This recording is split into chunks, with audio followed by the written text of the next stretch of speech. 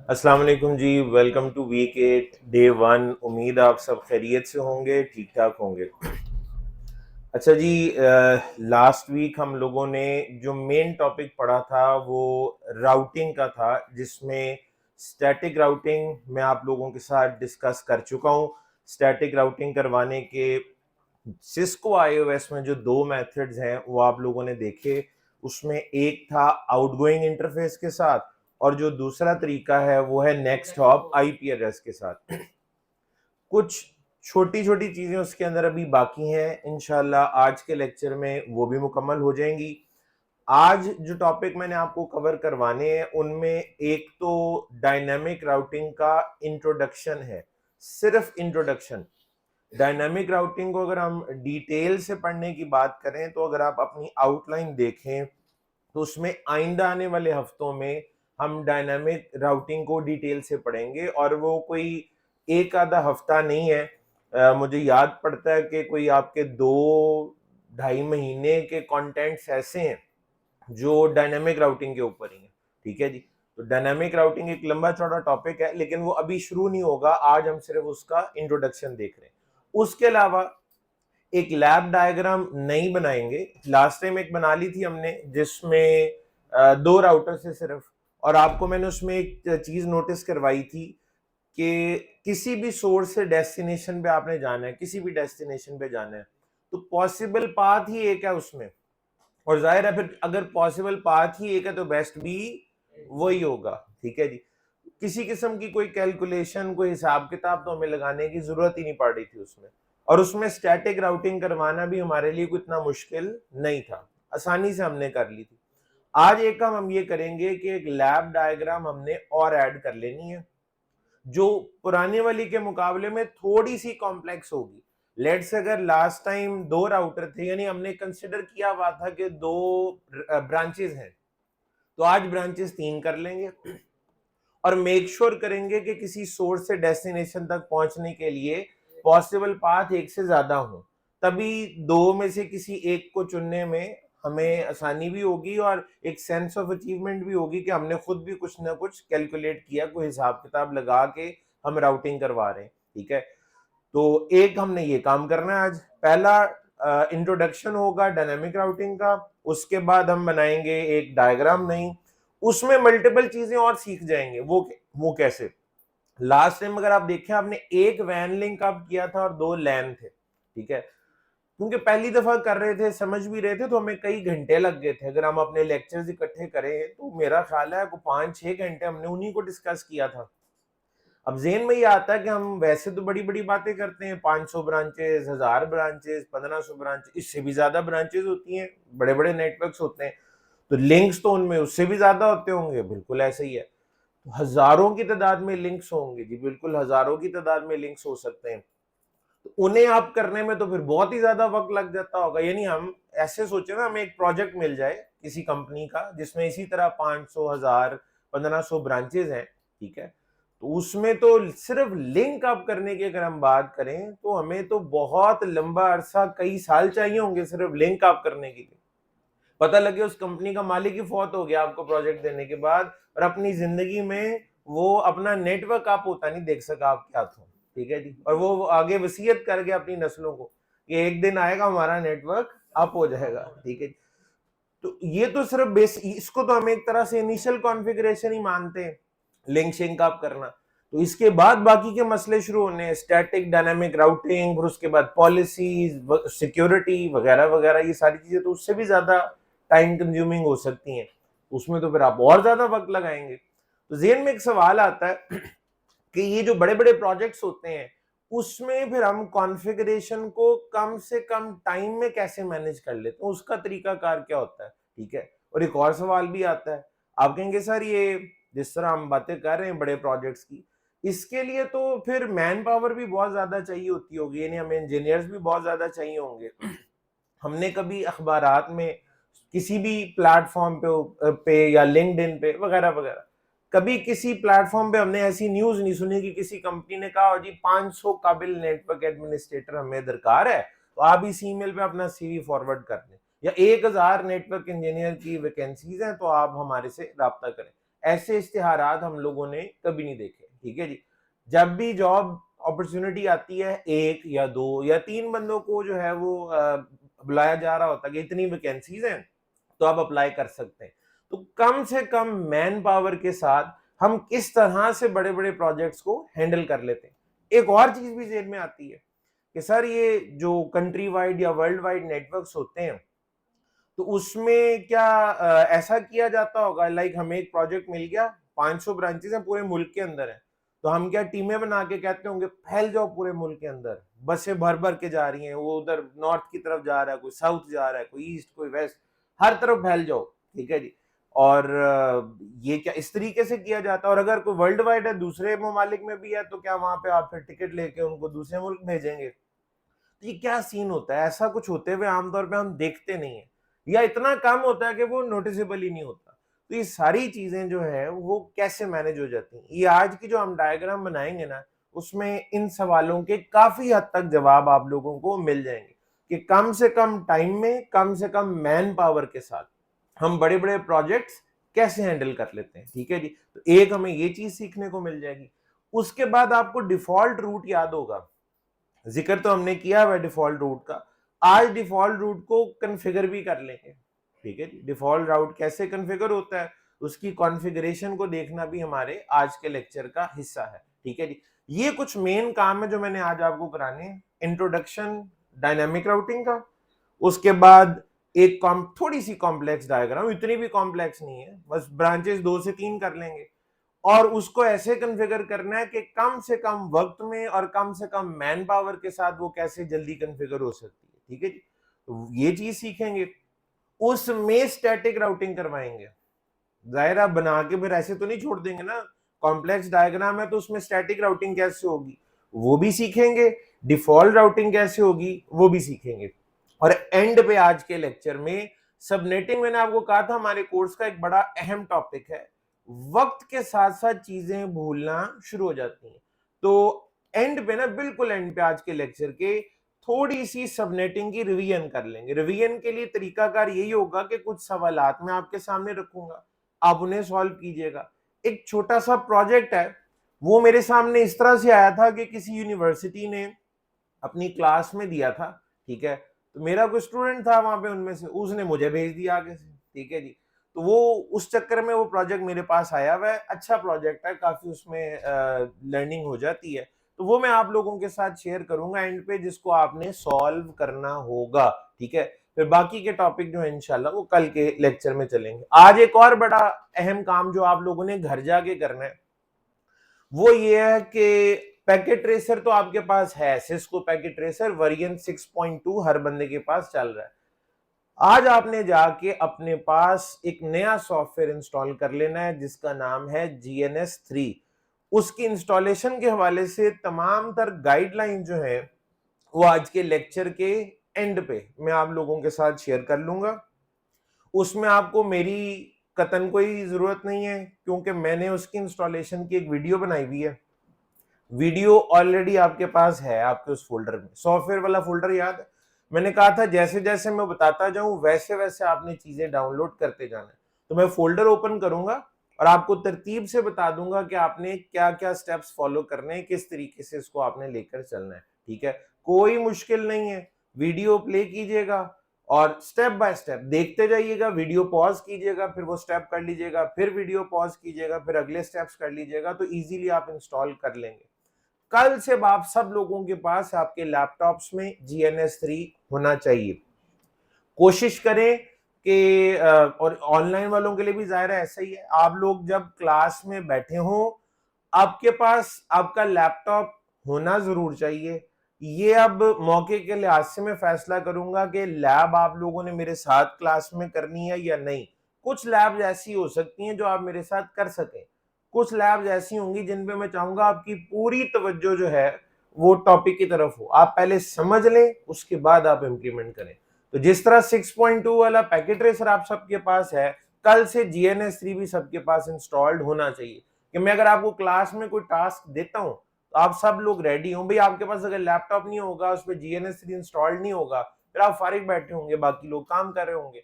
और अगर GNS3 की इंस्टॉलेशन में किसी को कोई भी मसला आता है तो जवाद साहब यहाँ पे मौजूद हैं, मैं भी हूँ, ठीक है। आप डेफिनेटली बता सकते हैं, इंशाल्लाह हम आपको हेल्प कर देंगे, ठीक है जी। और जो ऑनलाइन वाले लोग भी हैं, ऑनलाइन वाले लोगों को मैंने कहा हुआ है, आपको अगर कोई प्रॉब्लम हो, कोई क्वेश्चन हो, आपने मुझे और जवाद साहब दोनों को भेज देना है। हम दोनों में से कोई एक बंदा आपको डेफिनेटली रिप्लाई कर देगा। मेरी पूरी कोशिश होती है, मेरे पास जितने भी लोगों के सवालात आते हैं, ठीक है, मैं उनको कोशिश करता हूँ जवाब दे दूं। हाँ, कुछ के अपने अगर दफ्तरी मसाइल हैं, आपके अपने नेटवर्क के अंदर कोई इशू आ रहे हैं, तो ऐसी चीजों को फिर मैं कोशिश करता हूँ कि अवॉइड कर दूं।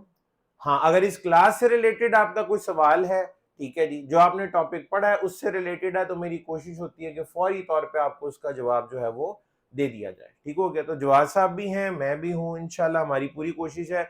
अगर ताखीर हो जाए, थोड़ी देर बाद जवाब दें, उसके लिए पहले से आपसे हम माजरत कर लेते हैं, लेकिन जवाब मिलेगा जरूर आपको, ठीक है। अच्छा जी, तो चलते हैं अपने आज के फिर टॉपिक के ऊपर। वीडियो आप लोगों की बन रही है, हमेशा की तरह आप लोगों के साथ शेयर होगी। अच्छा, जरा बताइएगा, वो पिछली एक वीडियो के पार्ट 1 में प्रॉब्लम हुई थी, आपने देखा किसी ने? खुलना ही नहीं होना ना, अव्वल तो खुला था, तो क्या ब्लैंक स्क्रीन थी? किस चीज की? मैंने तो ऐसी कोई परमिशन ही नहीं, डाउनलोड ही नहीं करने दे रहा आपको।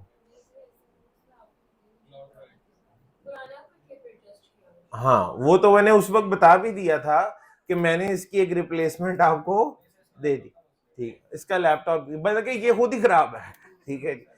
तो मैंने आपको उसकी रिप्लेसमेंट वीडियो दे दी थी, जिसमें स्टैटिक राउटिंग का इंट्रोडक्शन था और बेसिक उसकी कॉन्फ़िगरेशन थी, ठीक है जी। तो पार्ट 1 वो था, पार्ट 2 आप अपनी क्लास वाला इसका इस्तेमाल कर सकते हैं।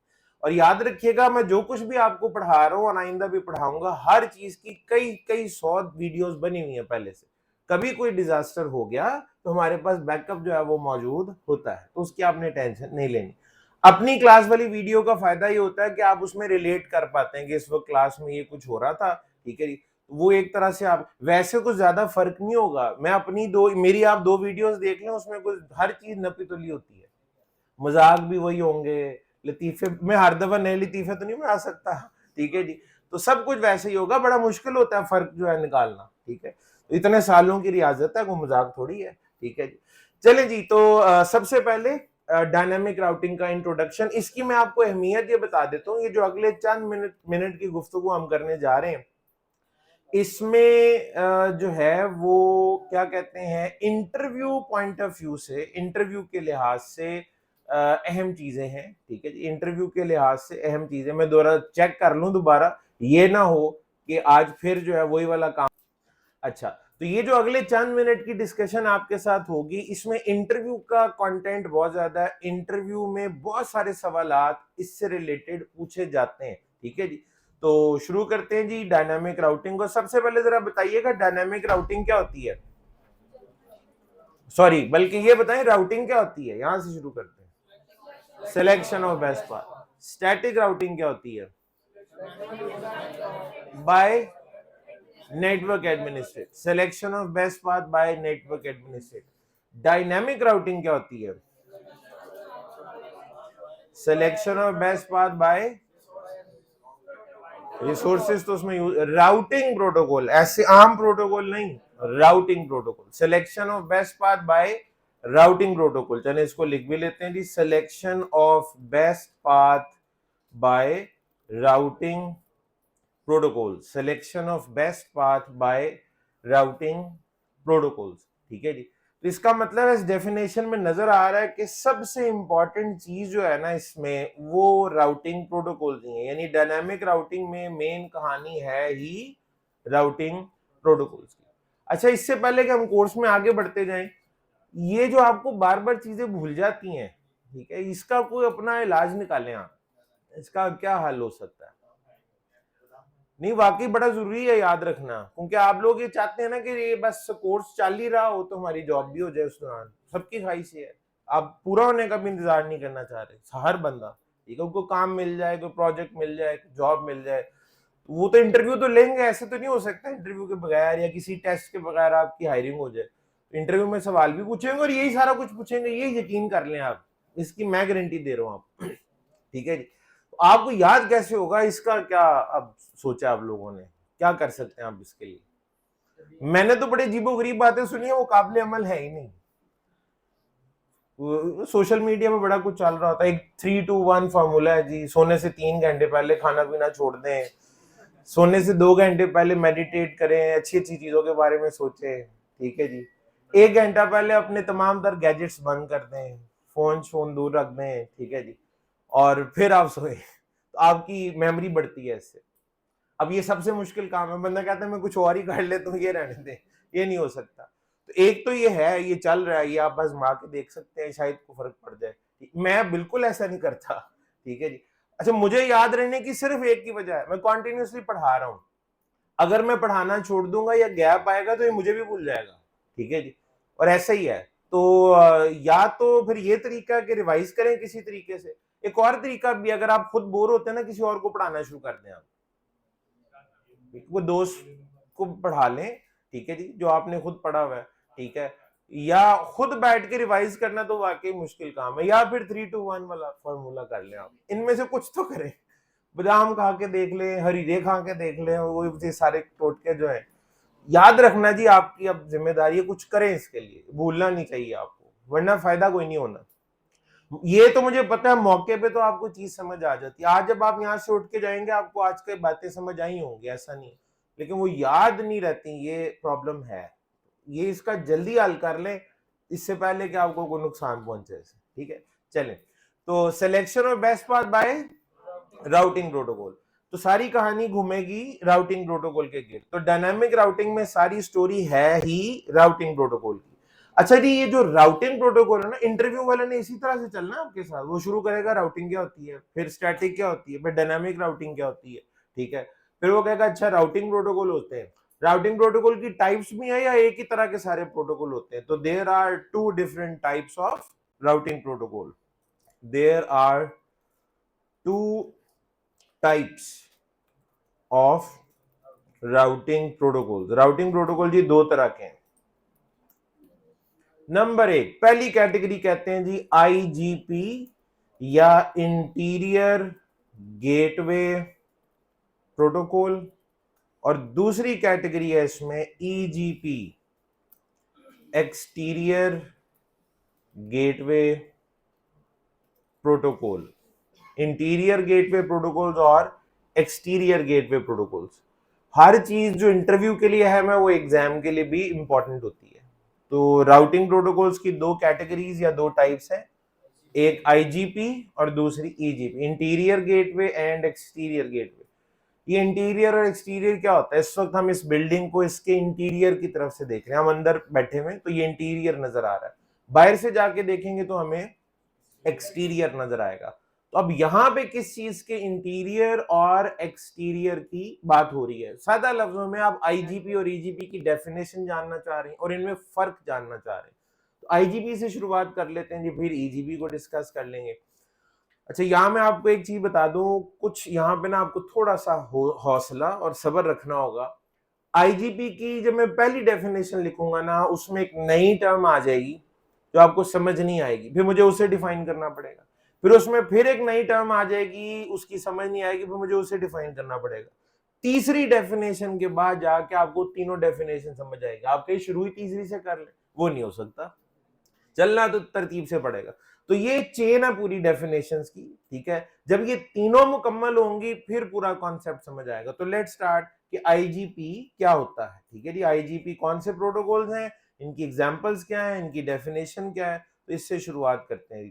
तो आईजीपीज आर, जब ये मैंने आईजीपीज आर का क्या मतलब हुआ, आईजीपी किसी प्रोटोकॉल का नाम नहीं है, कैटेगरी का नाम है जिसमें राउटिंग प्रोटोकॉल होते हैं। तो IGPs are configured to perform convergence. IGPs are configured to perform convergence. अच्छा, यहां तक ठीक है। कन्वर्जेंस याद, राउटिंग कंप्लीट कर देना कन्वर्जेंस होता है। और राउटिंग कंप्लीट करने का या कन्वर्जेंस का फायदा क्या होता है? Each and every IP address reachable या पिंगेबल हो जाता है। नेटवर्क का एक एक आईपी रीचेबल हो जाएगा, पिंगेबल हो जाएगा। तो IGPs are configured to perform convergence. तो स्टैटिक राउटिंग भी इसी काम के लिए कराई थी, कन्वर्जेंस ही मकसद था। तो डायनेमिक राउटिंग का भी मकसद तो वही है। इसके आगे अगर मैं लिख दूं ना, within a network IGPs are configured to perform convergence within a network, तो आप कहेंगे ठीक है, समझ आ गई है, कोई इतनी मुश्किल बात भी नहीं थी।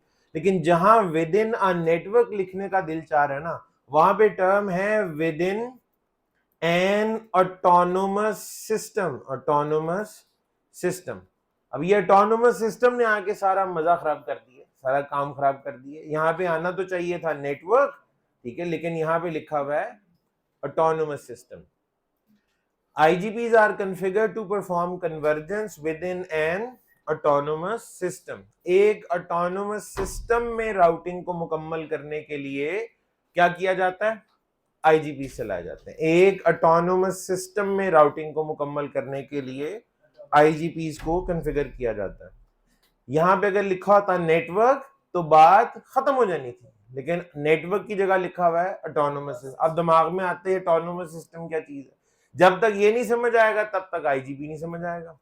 अब ऑटोनोमस सिस्टम को समझने की कोशिश कर लेते हैं। भाई ये जो भी चीज है आया तो नेटवर्क की जगह पे है ना, जहां नेटवर्क लिखना था। इसका मतलब है होता है तो कोई ना कोई नेटवर्क ही होगा, इसमें कोई शक नहीं। ऑटोनोमस सिस्टम एक नेटवर्क को ही कहते हैं, लेकिन उस नेटवर्क में कुछ खूबियां होनी चाहिए। आम सा नेटवर्क ऑटोनोमस सिस्टम नहीं होता। नेटवर्क में कुछ खास कैरेक्टरिस्टिक्स, कुछ खास प्रॉपर्टीज पाई जाती हो तो वो नेटवर्क जो है वो ऑटोनोमस सिस्टम बन जाता है। तो ऑटोनोमस सिस्टम नेटवर्क ही होता है, लेकिन एक खास तरह का नेटवर्क होता है। यहां मैं एक जुमला बोलता हूं, अक्सर इससे लोगों को समझ आ जाती है, अक्सर कंफ्यूज हो जाते हैं, लेकिन मैं बोल देता हूं, फिल्मी सा डायलॉग है। हर ऑटोनोमस सिस्टम नेटवर्क होता है, लेकिन हर नेटवर्क ऑटोनोमस सिस्टम नहीं होता। मैंने पहले ही कहा था कि कुछ को तो समझ आएगी थोड़ी बहुत, लेकिन कुछ कंफ्यूज। फिल्में ना देखते होंगे आप लोग, ऐसे डायलॉग्स का आपको समझ नहीं आती होगी फिर। तो हर ऑटोनोमस, वैसे तो कोई भी ऐसा नहीं होगा जो फिल्में नहीं देखता होगा कि कैसी बातें कर रहे हैं, कोई भी मासूम नहीं है, और मैं तो बिल्कुल भी नहीं हूं, ठीक है जी। तो हर ऑटोनोमस सिस्टम नेटवर्क होता है, हर नेटवर्क ऑटोनोमस सिस्टम नहीं होता। इसका मतलब है नेटवर्क की अलग अलग टाइप्स होती है, उनमें से कुछ नेटवर्क ऑर्डिनरी नेटवर्क्स होते हैं और कुछ ऑटोनोमस सिस्टम बन जाते हैं। तो उनमें क्या पाया जाए नेटवर्क में तो वो ऑटोनोमस सिस्टम बनते हैं, वो समझ लेते हैं हम। यानी सादा लफ्जों में ऑटोनोमस सिस्टम की डेफिनेशन क्या है, तो जरा इसको कोशिश करते हैं कि समझ लिया जाए ऑटोनोमस सिस्टम क्या चीज है। इसकी डेफिनेशन को मैं दो हिस्सों में तोड़ के लिख रहा हूं, इससे जरा आसानी हो जाती है। पहला हिस्सा, अ नेटवर्क विद सेम, बल्कि यूं कहना चाहिए single administration, a network with single administration. कुछ जगहों पे इसे ऐसे लिखा जाता है, समटाइम्स आपको यही चीज ऐसे भी लिखी हुई नजर आएगी, a network with single administrative entity, मतलब एक ही है। A network with single administration या a network with single administrative entity. मिसाल के तौर पे एक बैंक है, ठीक है जी, बैंक का जो नेटवर्क है, ठीक है जी, वो एक सिंगल एडमिनिस्ट्रेशन के अंडर आता है या वो एक सिंगल एडमिनिस्ट्रेटिव एंटिटी है। बैंक अपने नेटवर्क की एडमिनिस्ट्रेशन के लिए खुद जिम्मेदार है, इंडिपेंडेंटली वो अपने नेटवर्क की कॉन्फ़िगरेशन कर सकता है, एडमिनिस्ट्रेशन कर सकता है, मैनेज कर सकता है, किसी और पे डिपेंडेंट नहीं है।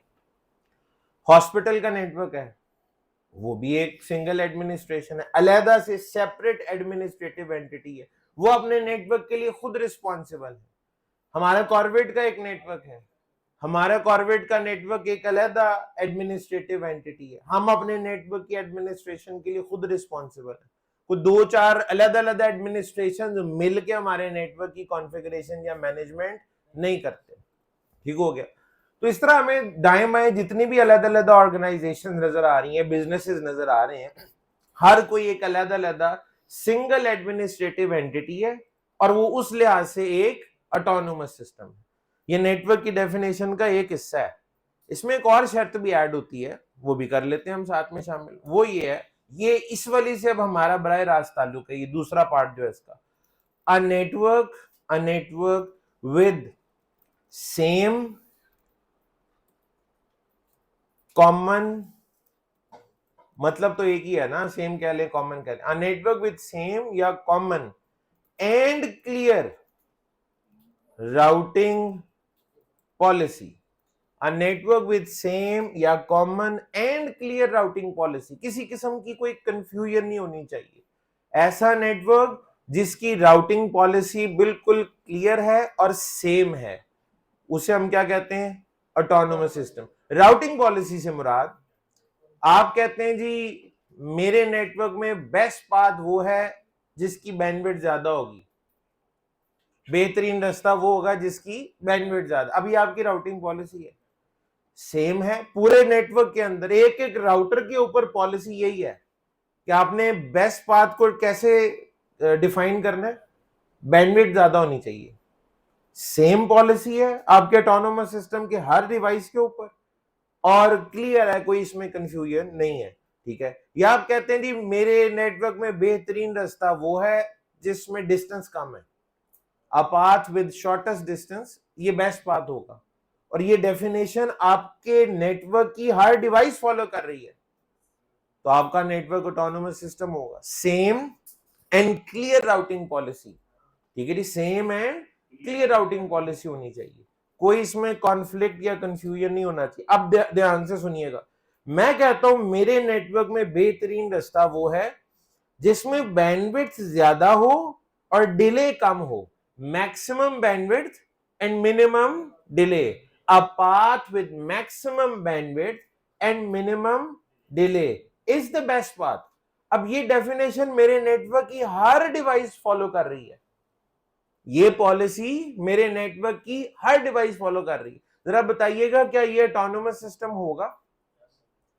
क्योंकि शर्त सिंगल की नहीं है, सेम या कॉमन की है।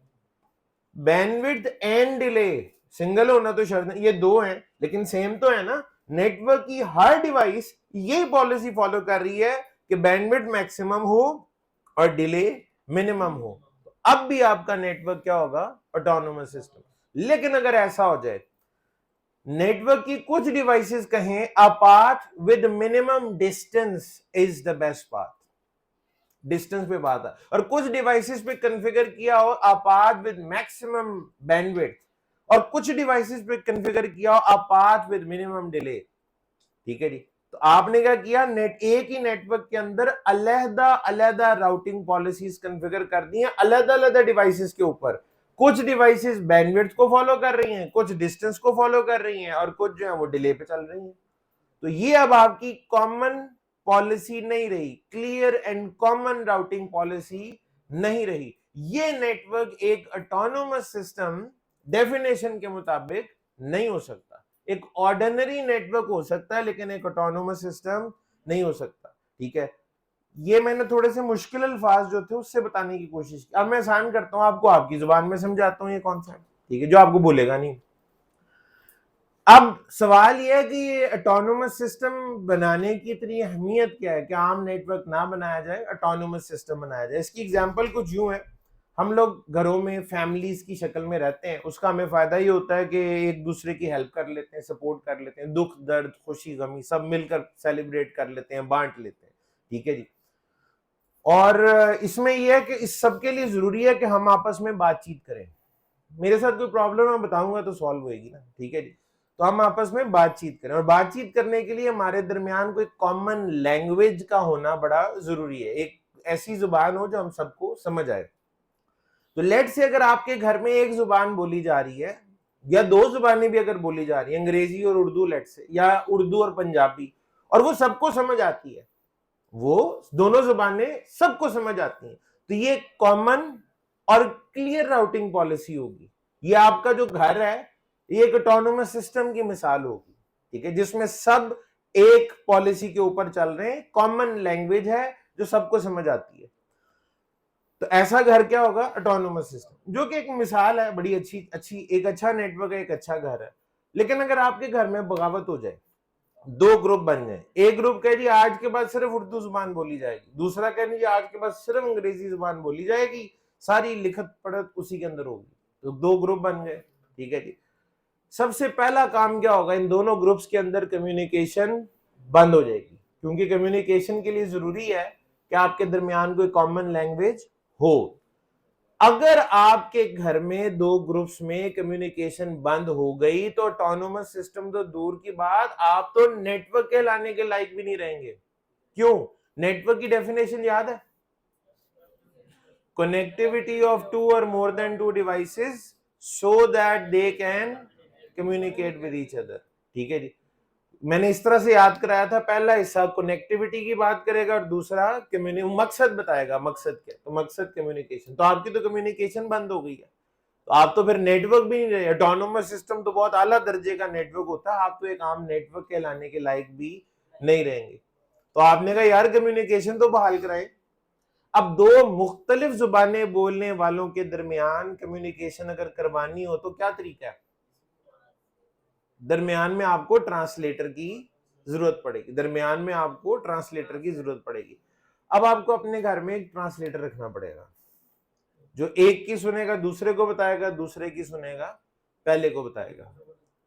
ये तो अभी फिर थोड़ा सा इतना कॉम्प्लिकेटेड नहीं हुआ। सोचे बगावत ऐसे होती है कि 3 ग्रुप बन जाते, एक कहता उर्दू, एक कहता अंग्रेजी और एक कहता अरबी या फ्रेंच लैंग्वेज कर लें, चले, एक फ्रेंच, उर्दू और अंग्रेजी। अब मुझे बताएं ट्रांसलेटर किस तरह के चाहिए होंगे आपको? अव्वल तो आपको मुश्किल है ऐसा ट्रांसलेटर मिले जिसे 3 जुबानें आती हो, इसका मतलब आपको मल्टीपल ट्रांसलेटर्स की जरूरत पड़ेगी। अंग्रेजी वो ऐसा एक तो आपको ट्रांसलेटर चाहिए होगा जो फ्रेंच और उर्दू में करे, एक चाहिए होगा जो उर्दू और फ्रेंच में भी करे, एक आपको चाहिए होगा जो अंग्रेजी और उर्दू की कर रहा हो। तो मल्टी देखे ना, ये हिसाब लगाना हमारे लिए मुश्किल हो गया है कि कितने ट्रांसलेटर चाहिए होंगे। क्लैरिटी आहिस्ता आहिस्ता खत्म हो रही है। ठीक है जी। अच्छा, अब अगला मरहला, ऐसे घर में अगर कोई मेहमान आ जाए उस पे क्या बीतेगी, ये सोचे, तो पागल हो जाएगा। ये क्या है, ये आपस में बात करनी हो तो तब भी ट्रांसलेटर, मैं इनसे अब किस जुबान में बात करूं? मैं बात करता हूं तो एक ट्रांसलेटर कर सुनता है और अगले को बता रहा होता है। ये घर है, चिड़िया घर है, ये क्या चीज है? बाहर की दुनिया ज्यादा कंफ्यूज होती है। यानी अकेला आपका घर तो नहीं है ना। ये इंटरनेट का मतलब क्या होता है? एक इंटरनेट की वजह से आपको फुल फॉर्म पता क्या है? इंटरनेट क्या होता है? इंटरनेटवर्क। इंटरनेटवर्क इंटरनेट की थोड़ी सी फुल फॉर्म है। इंटरनेटवर्क क्या होता है? ये भी अभी फुल फॉर्म नहीं है।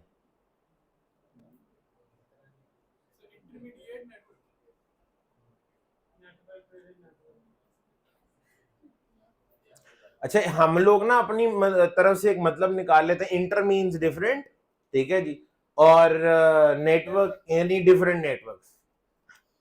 इंटरनेटवर्क की हमने क्या मतलब निकाला हुआ है? डिफरेंट नेटवर्क्स की आपस में बने। ये टेक्निकली ठीक है, बट ये जो इंटरनेट की टर्म है ना, ये यहां से निकली नहीं हुई। इंटरनेट का मतलब कुछ, इंटरनेट का मतलब है इंटरनेशनल नेटवर्क। इंटरनेशनल नेटवर्क की ये शॉर्ट फॉर्म है इंटरनेट। ठीक है जी, है इंटरनेटवर्क, हमने उसको मजीद शॉर्ट किया हुआ है। ये इसकी वो है जो कि बाय डिक्शनरी किताबी डेफिनेशन है, लेकिन इसका एक टेक्निकल पहलू भी है जो हम लोग यूज करते हैं।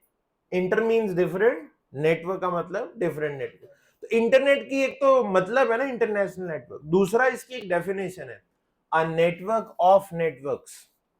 अ नेटवर्क ऑफ नेटवर्क, इसमें दुनिया के मुख्तलिफ नेटवर्क्स को जब आपस में कनेक्ट कर दिया जाता है तो क्या बनता है? इंटरनेट। और अभी अभी हमें एक बात पता चली है कि सादा नेटवर्क बनाना कोई कमाल की बात नहीं है, नेटवर्क नहीं होना चाहिए, ऑटोनोमस सिस्टम होना चाहिए। तो हम कह सकते हैं टेक्निकली कि जो हमारा इंटरनेट है ये बहुत सारे मुख्तलिफ ऑटोनोमस सिस्टम से मिलकर आपस में बना हुआ है।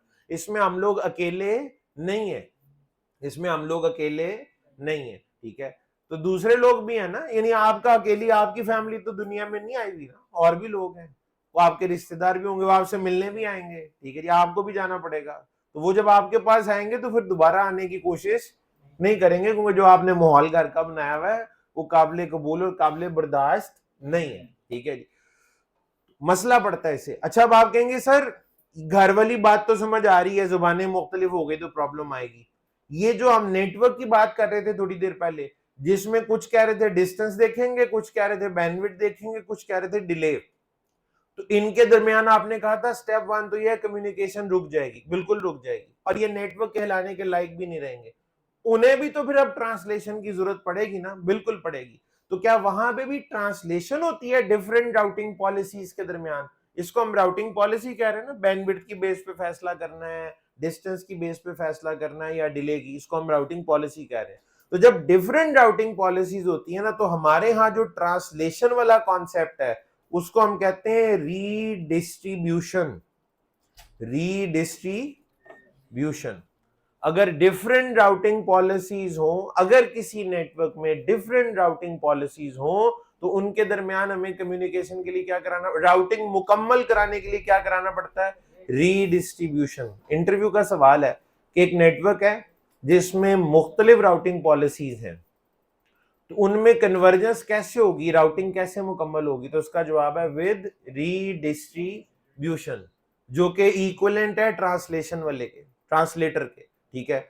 और रीडिस्ट्रीब्यूशन पता करानी किसको पड़ती है? हमें, मुझे और आपको। और हमारे हाथ कोई काम आ जाए सही, बस उसकी खैर नहीं, फिर गलतियां अव्वल तो हम हाथ ही नहीं डालेंगे, हम कहेंगे ये नहीं हो सकता, कर भी देंगे तो क्योंकि खुश नहीं होंगे तो फिर गलतियां भी करेंगे, ठीक है जी।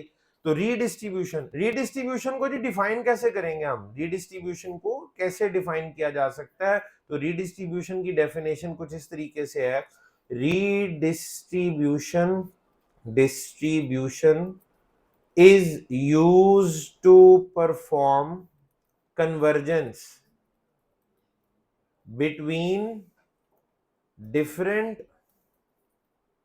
routing policies. Redistribution is used to perform convergence between different routing policies, मुख्तलिफ राउटिंग पॉलिसीज के दरमियान राउटिंग मुकम्मल कराने के लिए हमें क्या करना पड़ता है, रीडिस्ट्रीब्यूशन। और ये कभी भी डायनामिकली ऑटो पे नहीं होती, हमें ही करनी पड़ती है। और डेफिनेटली कंफ्यूजन बढ़ती जाएंगी अगर आप ज्यादा से ज्यादा रीडिस्ट्रीब्यूशन कर रहे होंगे, ठीक है जी। तो मुझे बताएं, एक जुबान बोलना बेहतर है कि फिर डिफरेंट डिफरेंट जुबानें? एक ही जुबान बोलें ताकि आपको ट्रांसलेटर से निजात मिल सके, कंफ्यूजन जो है वो कम से कम हो, ठीक है जी। तो अब जरा वापस चलते हैं जहां से बात शुरू की थी। IGPs are configured to perform convergence within an autonomous system. Autonomous system क्या होता है? पहली चीज, बड़ा अच्छा नेटवर्क होता है। पहली चीज तो ये, एक अच्छा नेटवर्क होता है जिसे हम ऑटोनोमस सिस्टम कहते हैं। और वो अच्छा इसलिए होता है क्योंकि सिंगल एडमिनिस्ट्रेटिव एंटिटी होती है, और दूसरा उसमें राउटिंग पॉलिसी सेम होती है और क्लियर होती है, किसी किस्म की कोई कंफ्यूजन नहीं होती। क्योंकि अगर आप एक ही नेटवर्क में मल्टीपल पॉलिसीज कॉन्फ़िगर कर देंगे तो हम भी कंफ्यूज होंगे और रीडिस्ट्रीब्यूशंस भी करवानी पड़ेंगी, जिसकी वजह से कंफ्यूजन बढ़ती चली जाएगी।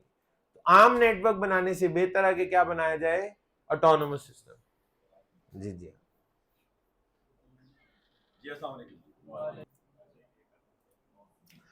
अच्छा जी, तो हम रीडिस्ट्रीब्यूशन की और ऑटोनोमस सिस्टम की बात कर रहे थे। तो जो आपका ऑटोनोमस सिस्टम है, अब वो क्या है? इसके दो हिस्से हैं, दोनों के दोनों जब भी आप ऑटोनोमस सिस्टम को डिफाइन करेंगे, ठीक है, ये दोनों हिस्से आपको बताने होंगे कि एक ऐसा नेटवर्क जिसकी सिंगल एडमिनिस्ट्रेशन हो या सिंगल एडमिनिस्ट्रेटिव एंटिटी हो, प्लस उसमें सेम और क्लियर राउटिंग पॉलिसी हो, तो वो वाला नेटवर्क ऑटोनोमस सिस्टम कहलाएगा। नेटवर्क इसके बगैर भी बन सकता है, लेकिन ऐसा नेटवर्क जिसमें मल्टीपल राउटिंग पॉलिसीज होंगी, उसमें रीडिस्ट्रीब्यूशन करवानी पड़ेगी, और वो हमें करवानी पड़ेगी, जिससे कंफ्यूजन, जब हम खुद कंफ्यूज हो जाएंगे तो दूसरे ऑटोनोमस सिस्टम जो है या दूसरे नेटवर्क, उनको तो हमारी बिल्कुल भी समझ नहीं आएगी। ठीक हो गया जी। तो ये जनाब आपके ऑटोनोमस सिस्टम की डेफिनेशन थी। एक दफा जरा दोबारा ऊपर से देख लेते हैं। IGPs are configured to perform convergence within an autonomous systems। ठीक है जी। IGP जो है ऐसे नेटवर्क हैं, IGP हम ऐसे नेटवर्क को कहते हैं जो कहां पे कन्फिगर होते हैं जी, ऑटोनोमस सिस्टम की राउटिंग मुकम्मल कराने के लिए कन्फिगर किए जाते हैं, ठीक है। अच्छा, अब ये हैं कौन से, इनकी एग्जांपल्स क्या हैं, वो भी आपके साथ डिस्कस कर लेता हूं। लेकिन उस पे जाने से पहले ये मैंने कहा था, ये जो डेफिनेशन आपके सामने है ना, ये मैंने इसको इस तरीके से दो हिस्सों में तोड़ के लिख दिया है, और मेरा मानना है इससे जरा आसानी हो जाती है। इसकी एक स्टैंडर्ड डेफिनेशन भी है। ये जो हमारा इंटरनेट है ना, इसका भी अपना एक आइन है, कॉन्स्टिट्यूशन जिसको हम कहते हैं, इसका भी अपना एक आइन है, ठीक है जी। और हमारा आइन कहाँ पे डिफाइन हुआ होता है? असेंबली में होगा कोई, ठीक हो गया, ठीक है। तो हमारे इंटरनेट का जो आइन है, इसको बनाने वाला एक इदारा है जिसमें बहुत सारे लोग शामिल होते हैं, उसका नाम है IETF, internet engineering task force. Internet engineering task force, IETF, IETF, internet engineering task force. अच्छा, जब आपका आइन बन जाता है किसी मुल्क का भी, आइन के अंदर क्या होता है, वो आप रेफरेंस सुनते हैं ना, आइन के आर्टिकल फलां के तहत ये हो गया तो वो हो गया, ठीक है जी। कानून में भी हो तो वो कहते हैं under section this and that, ठीक है। आर्टिकल्स होते हैं, सेक्शंस होते हैं। हमारे इंटरनेट के आइन में जो IETF ने बनाया है, इसमें RFCs होती हैं, रिक्वेस्ट फॉर कमेंट्स। क्या होता है जी? RFC, request for comments, RFC या रिक्वेस्ट फॉर कमेंट्स। इनके नंबर्स होते हैं। हर चीज, हर डेफिनेशन या हर कॉन्सेप्ट जो हम पढ़ रहे हैं ना, ज्यादातर वो स्टैंडर्डाइज्ड है और किसी ना किसी RFC के मुताबिक है। जिस तरह हम रूल्स के या पॉलिसीज का रेफरेंस दे रहे होते हैं, आर्टिकल फलां के तहत, अंडर सेक्शन फलां के तहत, ठीक है जी, हमारे वो होता है ये चीज RFC फलां के मुताबिक है। क्या वो सारे रूल्स हमें याद हो सकते हैं, उनके नंबर याद हो सकते हैं? नहीं, ठीक है जी। अक्सर आप, ये मैं आपको इस वक्त इसलिए बता रहा हूं, अगर कोई बंदा खुद से कोई किताब या कोई डॉक्यूमेंट पढ़ने की कोशिश करे ना, तो एक पेज में एक से जायद मर्तबा आपको RFC का रेफरेंस नजर आ जाएगा, RFC फलां फलां फलां के मुताबिक ये चीज, RFC और आगे नंबर लिखा होगा, ये डेफिनेशन इसके मुताबिक है। इसकी फर्दर डिटेल पढ़नी हो तो ये वाली RFC है, जिसको आप आगे जाके मजीद एक्सप्लोर कर सकते हैं, ठीक है जी। तो हमारे यहाँ भी बिल्कुल ऐसा ही है। तो ये जो RFC की कहानी है वो मैं आपके यहाँ पे नोट्स में ऐड कर देता हूँ। अक्सर लोग कह रहे होंगे ये IETF दोबारा बता दें, या ये जो RFC वाली बात आपने बताई है ये RFC से बनता है कि ये लिख दें। तो ये मैं आपके नोट्स में अभी के अभी इसको ऐड कर देता हूँ, ताकि आपको कुछ ज्यादा परेशानी इस हवाले से ना हो। होपफुली ये लिखा, ये ले, ये मैंने विकीपीडिया से उठाया हुआ है। RFC की डिटेल, IETF की डिटेल, ये सिलसिला कब से शुरू हुआ था, वो सब कुछ यहाँ पे लिखा हुआ है। तो बहुत ज्यादा तफसील में जाने की भी आपको जरूरत नहीं है, सिंपल इतना पता होना चाहिए, अगर किताब पढ़ते हुए या कोई डॉक्यूमेंट पढ़ते हुए RFC और आगे नंबर लिखा, जैसे RFC 1918, क्या बोला मैंने? RFC 1918, ठीक है जी। तो अब आपको पता ही RFC 1918 क्या है, मैंने पहले जिक्र किया इसका, नहीं कर देता तो परेशानी होना था ना। पब्लिक और प्राइवेट IP एड्रेस याद है? ये बड़ी अच्छी बात है, आपने मान लिया। तो ये जो प्राइवेट IP एड्रेसेस का कॉन्सेप्ट, ये गालिबन 1996 में आया था, और जब ये इंट्रोड्यूस कराए गए तो एक RFC के मुताबिक कराए गए, जिसका नंबर 1918 है। RFC 1918 प्राइवेट IP एड्रेसेस को डिफाइन करती है, और वो ये बताती है ये प्राइवेट IP इंट्रोड्यूस क्यों कराए गए थे, इसका मकसद क्या है, क्यों बनाए थे हमने ये पब्लिक और प्राइवेट की जो डिवीजन की थी, इसका मकसद क्या था? पेड और अनपेड है, बिल्कुल। एक तो फायदा ये है कि हमें कुछ IP फ्री मिल जाते हैं, दूसरा हमें प्राइवेट IP का फायदा क्या होता है? नहीं, IP बचाए जा सकते हैं, ठीक है जी। क्योंकि प्राइवेट IP की कहानी है, अगर मैंने अपने नेटवर्क में अगर 500 लोगों को जो IP दी है, मैं प्राइवेट IP, वो दुनिया के हजारों लाखों नेटवर्क्स में डुप्लीकेट हो सकते हैं। वही वाले IP मेरे साथ वाले नेटवर्क में भी यूज हो रहे होंगे, दुनिया में हजारों करोड़ों जगह पे हो रहे होंगे, डुप्लीकेट होंगे, ठीक है जी। हम एक ही IP मल्टीपल जगहों पे बार बार इस्तेमाल कर सकते हैं, हमें अपने प्राइवेट नेटवर्क में नए नए IP एड्रेसेस की जरूरत नहीं पड़ती। जिसका फायदा क्या हुआ? जिसका फायदा ही हुआ, हमारे IPv4 एड्रेसेस अगर आज तक चल रहे हैं ना, तो उसकी एक बड़ी वजह ये है, पब्लिक IP एड्रेसेस को प्रिजर्व करने के लिए। प्राइवेट IP क्यों इंट्रोड्यूस कराए गए थे? पब्लिक IP एड्रेसेस को प्रिजर्व करने के लिए। और ये जो मैं बात बोल रहा हूं, इसका रेफरेंस है RFC 1918, एज पर RFC 1918। अच्छा, मेरे ज़हन में ये क्यों रह गया, CCNA के एग्जाम का एक सवाल है जो साल हर साल से आ रहा है, ठीक है जी। अच्छा, मैं कोई एग्जाम में जाके आपके लिए खबर निकाल के नहीं लाया, क्योंकि मैंने तो CCNA का इम्तिहान 2007 में दिया था, बहुत पुरानी बात। तो ये इंटरनेट के ऊपर मैंने आपको कहा था सारे क्वेश्चंस अवेलेबल हैं, आप अभी जाके गूगल कर लें CCNA एग्जाम क्वेश्चंस, आपके सामने सारे सवाल आ जाएंगे जो आजकल भी आ रहे हैं और जो माजी में आते थे, उनमें आपको ये वाला क्वेश्चन भी मिल जाएगा। CCNA एग्जाम क्वेश्चन RFC 1918 लिख के देख लें, आपको एग्जैक्टली वो सवाल मिल जाएगा और उसका जवाब यही है कि पब्लिक आईपीज को प्रिजर्व करने के लिए ये RFC डिफाइन की गई थी।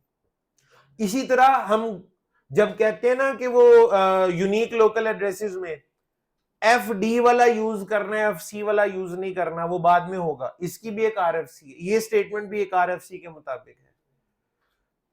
ये सबनेटिंग का कॉन्सेप्ट 1985 में यूज हुआ था, सबसे पहले FLSM आया था, फिक्स लेंथ सबनेट मास्किंग, और उसके बाद 1993 में VLSM शुरू हुआ था, सबनेट की सबनेटिंग करने वाला काम। तो ये RFC है, हर एक की RFC है, लेकिन वो हमारे ज़हन में तो रह नहीं सकती, याद नहीं हो सकती। वो नंबर याद रखना, रेफरेंस याद रखना हमारे लिए बड़ा मुश्किल काम है, ठीक है। और आपको मैं ये कह भी नहीं रहा कि अब आप ये याद करने शुरू कर दें, मैं सिर्फ ये कह रहा हूं कभी जिंदगी में कोई डॉक्यूमेंट पढ़ते हुए कोई रेफरेंस नजर आ जाए कि ये स्टेटमेंट RFC फलां के मुताबिक है, तो उसमें कोई ज्यादा टेंशन लेने की जरूरत नहीं है। हमारे इंटरनेट का भी एक आइन है जो किसने लिखा हुआ है, ये देखें, IETF, internet engineering task force, और ऊपर RFC से क्या बनता है वो भी लिखा हुआ है, नीचे RFC लिखने वाले कौन कौन लोग होते हैं, IETF किन लोगों से मिलकर बना है, और ये सिलसिला किस साल में शुरू हुआ था और किस बंदे ने शुरू किया था, ये सारी हिस्ट्री लिखी हुई है। आपसे ये चीजें कोई नहीं पूछेगा, लेकिन मैंने आपकी अपनी जिंदगी आसान करने के लिए आपको ये बता दिया है कि आज के बाद RFC कहीं किसी जगह सामने आया तो ज्यादा टेंशन लेने की जरूरत नहीं है, ठीक है। वो सिर्फ रेफरेंस दिया जा रहा है कि ये स्टैंडर्ड फलां जगह लिखा हुआ है, आपने मजीद डिटेल पढ़नी है तो वहां से पढ़ लें, ठीक है जी। तो ये बात कहां से शुरू हुई थी, ऑटोनोमस सिस्टम समझ रहे थे, अचानक से RFC बीच में आ गया। ऑटोनोमस सिस्टम की एक स्टैंडर्ड डेफिनेशन भी है, वो मैं अगले सफे पे आपके सामने लिखता हूं, जो कि डेफिनेटली RFC के मुताबिक, आइन में तरमीम होती है, तो RFC जो है इनमें भी तरमीम होती है, यानी किसी चीज की सबसे पहले एक RFC बनी एक साल को 4-5 साल बाद वो अपडेट भी हो जाती है, उसकी नई RFC आ जाती है, उसमें कुछ चीजें चेंज हो जाती हैं। जिस तरह सबनेटिंग की पहली RFC तो आई थी 1985 में, दूसरी RFC सबनेटिंग के लिए आई थी 1993, ठीक है जी। तो RFC जो है वो वक्त के साथ साथ अपडेट भी होती जाती है। तो बात तो ऑटोनोमस सिस्टम की हो रही थी, ऑटोनोमस सिस्टम की जी एक स्टैंडर्ड डेफिनेशन जो RFCs के मुताबिक है, वो अब आपके सामने लिखी हुई है। एक दफा पढ़ने पे शायद आपको ये समझ ना आए, एक से ज्यादा दफा पढ़ेंगे तो बात बन जाएगी, लेकिन इसमें लिखी वही दो बातें हैं जो मैंने अभी पिछले सफे पे लिखवाई थी, ठीक है। मैं कोशिश करता हूं इसमें थोड़ी आपके लिए आसानी पैदा की जाए। कहता है जी, an autonomous system is a collection of connected internet protocol routing prefixes. IP routing prefixes, पहले तो ये बताएं ये क्या चीज होती है, IP राउटिंग प्रीफिक्सेस से क्या मुराद है, IP राउटिंग प्रीफिक्सेस सुना है कभी प्रीफिक्स का लफ्ज? जब हम नेटवर्क आईडी लिखते हैं तो उसके दो हिस्से होते हैं, पहला प्रीफिक्स और उसके आगे प्रीफिक्स की लेंथ, ठीक है जी।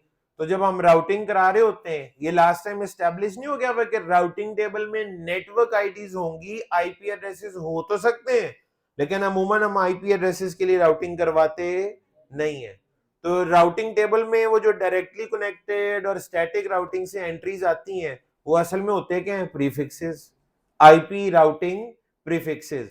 वो कहता है जी ऑटोनोमस सिस्टम जो है ना वो IP राउटिंग प्रीफिक्सेस का कलेक्शन है, collection of IP routing prefixes. सच बोल रहा है। अगर आपको अपनी लास्ट डायग्राम याद हो जिस पे आपने स्टैटिक राउटिंग की थी, मैंने आपको क्या कहा था, तरीकाकार ये है, सबसे पहले ना टोटल नेटवर्क गिन ले कितने हैं। तो टोटल कितने नेटवर्क थे, 3 लास्ट वीक, दरमियान में वैन था और 2 लैन थे, तो वो मिलके क्या बन गए, collection of IP routing prefixes. वो कहता है N autonomous system is a collection of connected IP routing prefixes. आगे आते हैं, under the control of one or more network operators on behalf of a single administrative entity or domain that presents common clearly defined routing policy to the internet. ठीक है जी. अच्छा, इसमें अब अगली confusion, पहली तो थी आईपी राउटिंग प्रीफिक्सेस वाली, वो क्लियर हो गई. उसके बाद है under the control of one और मोर नेटवर्क ऑपरेटर्स. ये नेटवर्क ऑपरेटर से यहां पे क्या मुराद है? दो मुरादें आप ले सकते हैं, वो दोनों ठीक है. एक तो आपके ज़हन में आ गई होगी, नेटवर्क ऑपरेटर से मुराद नेटवर्क एडमिनिस्ट्रेटर. पहली चीज तो ज़हन में यही आती है, नेटवर्क एडमिनिस्ट्रेटर की बात हो रही होगी, on behalf of single administrative entity और डोमेन. ठीक है जी. यानी किसी सिंगल एडमिनिस्ट्रेटिव में किसी सिंगल एडमिनिस्ट्रेटिव एंटिटी को या नेटवर्क को मैनेज तो कोई ना कोई एडमिनिस्ट्रेटर ही कर रहा होगा. वो एक भी हो सकता है, एक से ज्यादा भी हो सकता है. ये वाला एंगल भी ठीक है समझने का, इसमें कोई मसला नहीं है. ठीक है जी. लेकिन इसमें एक और साइंस भी है, वो कुछ इस तरह से है. जब हम अपनी डायग्राम बना रहे होते हैं, मैं कहता हूं जी ये राउटर ए है, ये राउटर बी है और ये राउटर सी है, और आपस में ये कुछ इस तरह से कनेक्टेड है. ये तीनों ब्रांचेस किसी एक ही ऑर्गेनाइजेशन की है ना. एडमिनिस्ट्रेटिव एंटिटी बैंक है, एक बैंक है, तो ये उसी की है. इनकी आपस में जो कनेक्टिविटी हो रही है, ये वाली जो वैन लिंक्स हम कॉन्फ़िगर कर रहे हैं, ये कोई डायरेक्ट केबल लगी हुई है? नहीं. ये कनेक्टिविटी किसके थ्रू हो रही है? और ये वाली आईएस और ये वाली आईएसपी. ये सारे आईएसपी एक ही होंगे या अलग अलग भी हो सकते हैं? अलग अलग भी हो सकते हैं. ये सारे आईएसपी अलग. नेटवर्क ऑपरेटर से यहां मुराद आईएसपी भी है, इंटरनेट सर्विस प्रोवाइडर. यानी आपकी एक ऑर्गेनाइजेशन का जो नेटवर्क, एक बैंक का जो नेट, हम कहते हैं जी एचबीएल का नेटवर्क. अब एचबीएल के नेटवर्क में कितने ब्रांचेस होंगी? 1500, 2000 या शायद उससे भी ज्यादा हो. मेरे पास एग्जैक्ट नंबर तो नहीं है, लेकिन हम अंदाजा लगा लेते हैं, चले 1500 मान लें. अब वो 1500 ब्रांचेस के आपस में डायरेक्टली कनेक्टेड है? नहीं. उन्हें अगर मेरा कॉर्बेट का एक अलग ऑटोनोमस सिस्टम है, मेरे सामने अगर वो 1500 ब्रांचेस आती हैं, तो मुझे वो प्रेजेंट एक वो एक आईएसपी के थ्रू ही कर रहे हैं ना. ठीक है जी. आईएसपी के थ्रू उनकी कनेक्टिविटी, और मेरे साथ भी वो किसी ना किसी आईएसपी के थ्रू ही कनेक्ट होंगे ना. ठीक है जी. तो ऑन बिहाफ ऑफ क्या लिखा हुआ जी? Under the control of one और मोर नेटवर्क ऑपरेटर्स, और यहां पे नेटवर्क ऑपरेटर से मुराद आईएसपी. ठीक है जी. क्योंकि वो डायरेक्टली कनेक्टेड तो नहीं है, आईएसपी के वजह से उनकी आपस में भी कनेक्टिविटी हुई हुई है, और मुझ तक कनेक्टिविटी भी आईएसपी के थ्रू हो रही है. ठीक है जी. That presents common clearly defined routing policy to the internet. More or less वही चीजें, लेकिन मैंने इनको आसान करके आपके लिए तोड़ के दो हिस्सों में लिख दिया था. अगर आप उनकी एक सिंगल डेफिनेशन देखना चाहते हैं तो वही आपके सामने लिखी हुई है. अच्छा जी, वापस आ जाते हैं अपने टॉपिक पे, और जो था आईजीपी. आईजीपी क्या होता है जी? Interior gateway protocol. और वो क्या होता है? IGPs are configured to perform convergence within an autonomous system. और autonomous system क्या, अब हमें काफी हद तक उसकी समझ आ चुकी है. अगला पॉइंट, IGPs हैं कौन कौन से, यानी एग्जाम्पल क्या है? Examples of IGP, interior gateway protocol जो है, इनकी मिसाल क्या है? तो यहां पे लिख देते हैं जी, examples of interior gateway protocols. Examples of interior gateway protocols या आईजीपी. सबसे पहले आरआईपी या रिप, राउटिंग इंफॉर्मेशन प्रोटोकॉल. जिंदगी में पहली दफा लिखा ना हमने, ये पहले लिखा हुआ है. किस दिन लिखा था?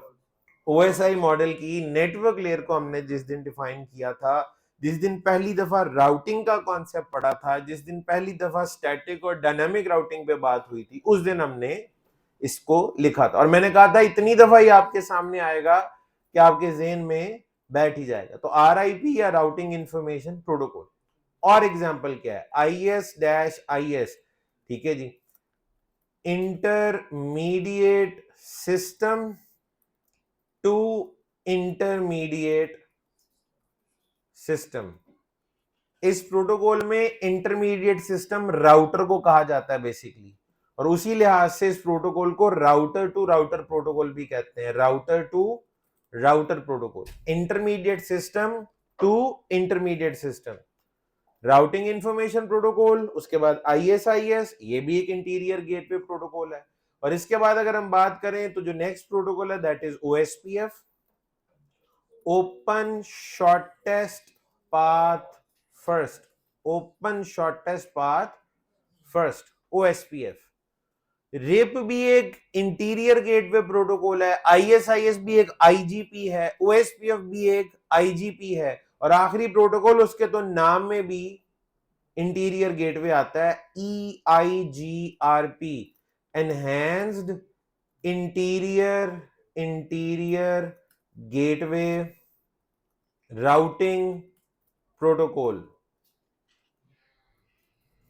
अच्छा, इनमें कोई नाम नया नहीं है, पहले भी सारे लिखे थे, लेकिन आज ये पता लग गया कि इन प्रोटोकॉल्स को IGP भी कहते हैं, इंटीरियर गेटवे प्रोटोकॉल। ये protocols with in an autonomous system routing कराने के लिए बनाए गए हैं। कौन कौन से? चार, रिप, ISIS, OSPF, EIGRP।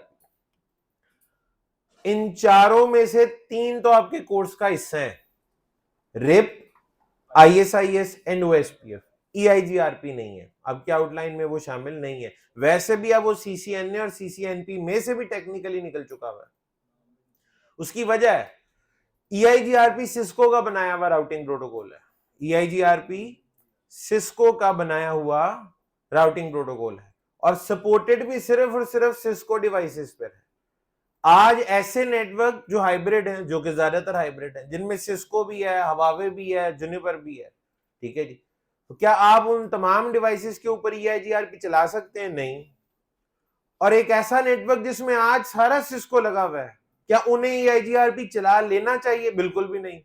कभी भी आपको ऐसे स्टैंडर्ड पे नहीं जाना चाहिए जो वेंडर स्पेसिफिक हो, हमेशा ओपन स्टैंडर्ड्स पे जाते हैं। आज आपके पास पैसे हैं, आप सिस्को अफोर्ड कर सकते हैं, आपने लगा लिया, कल को आपके नेटवर्क ने जब एक्सटेंड होना है, मजीद ब्रांचेस ऐड होनी है, मजीद आपको इक्विपमेंट बाय करना पड़ेगा, उस वक्त हवावे आपको एक बड़ी अच्छी ऑफर दे देता है, ऑलमोस्ट मुफ्त वाला हिसाब हो जाता है। सिस्को का राउटर मिल रहा है 5 लाख का, हवावे वही वाली सर्विसेज, वही वाली प्रोडक्ट, जो सारे वही काम करती हो, वो आपको आधी से भी आधी कीमत में अगर देने को तैयार हो जाए, जो कि होता है ऐसे हमारे सामने, तो आप तो फंस जाएंगे कि मैंने हवावे लगा लिया तो फिर मेरे EIGRP का क्या होगा।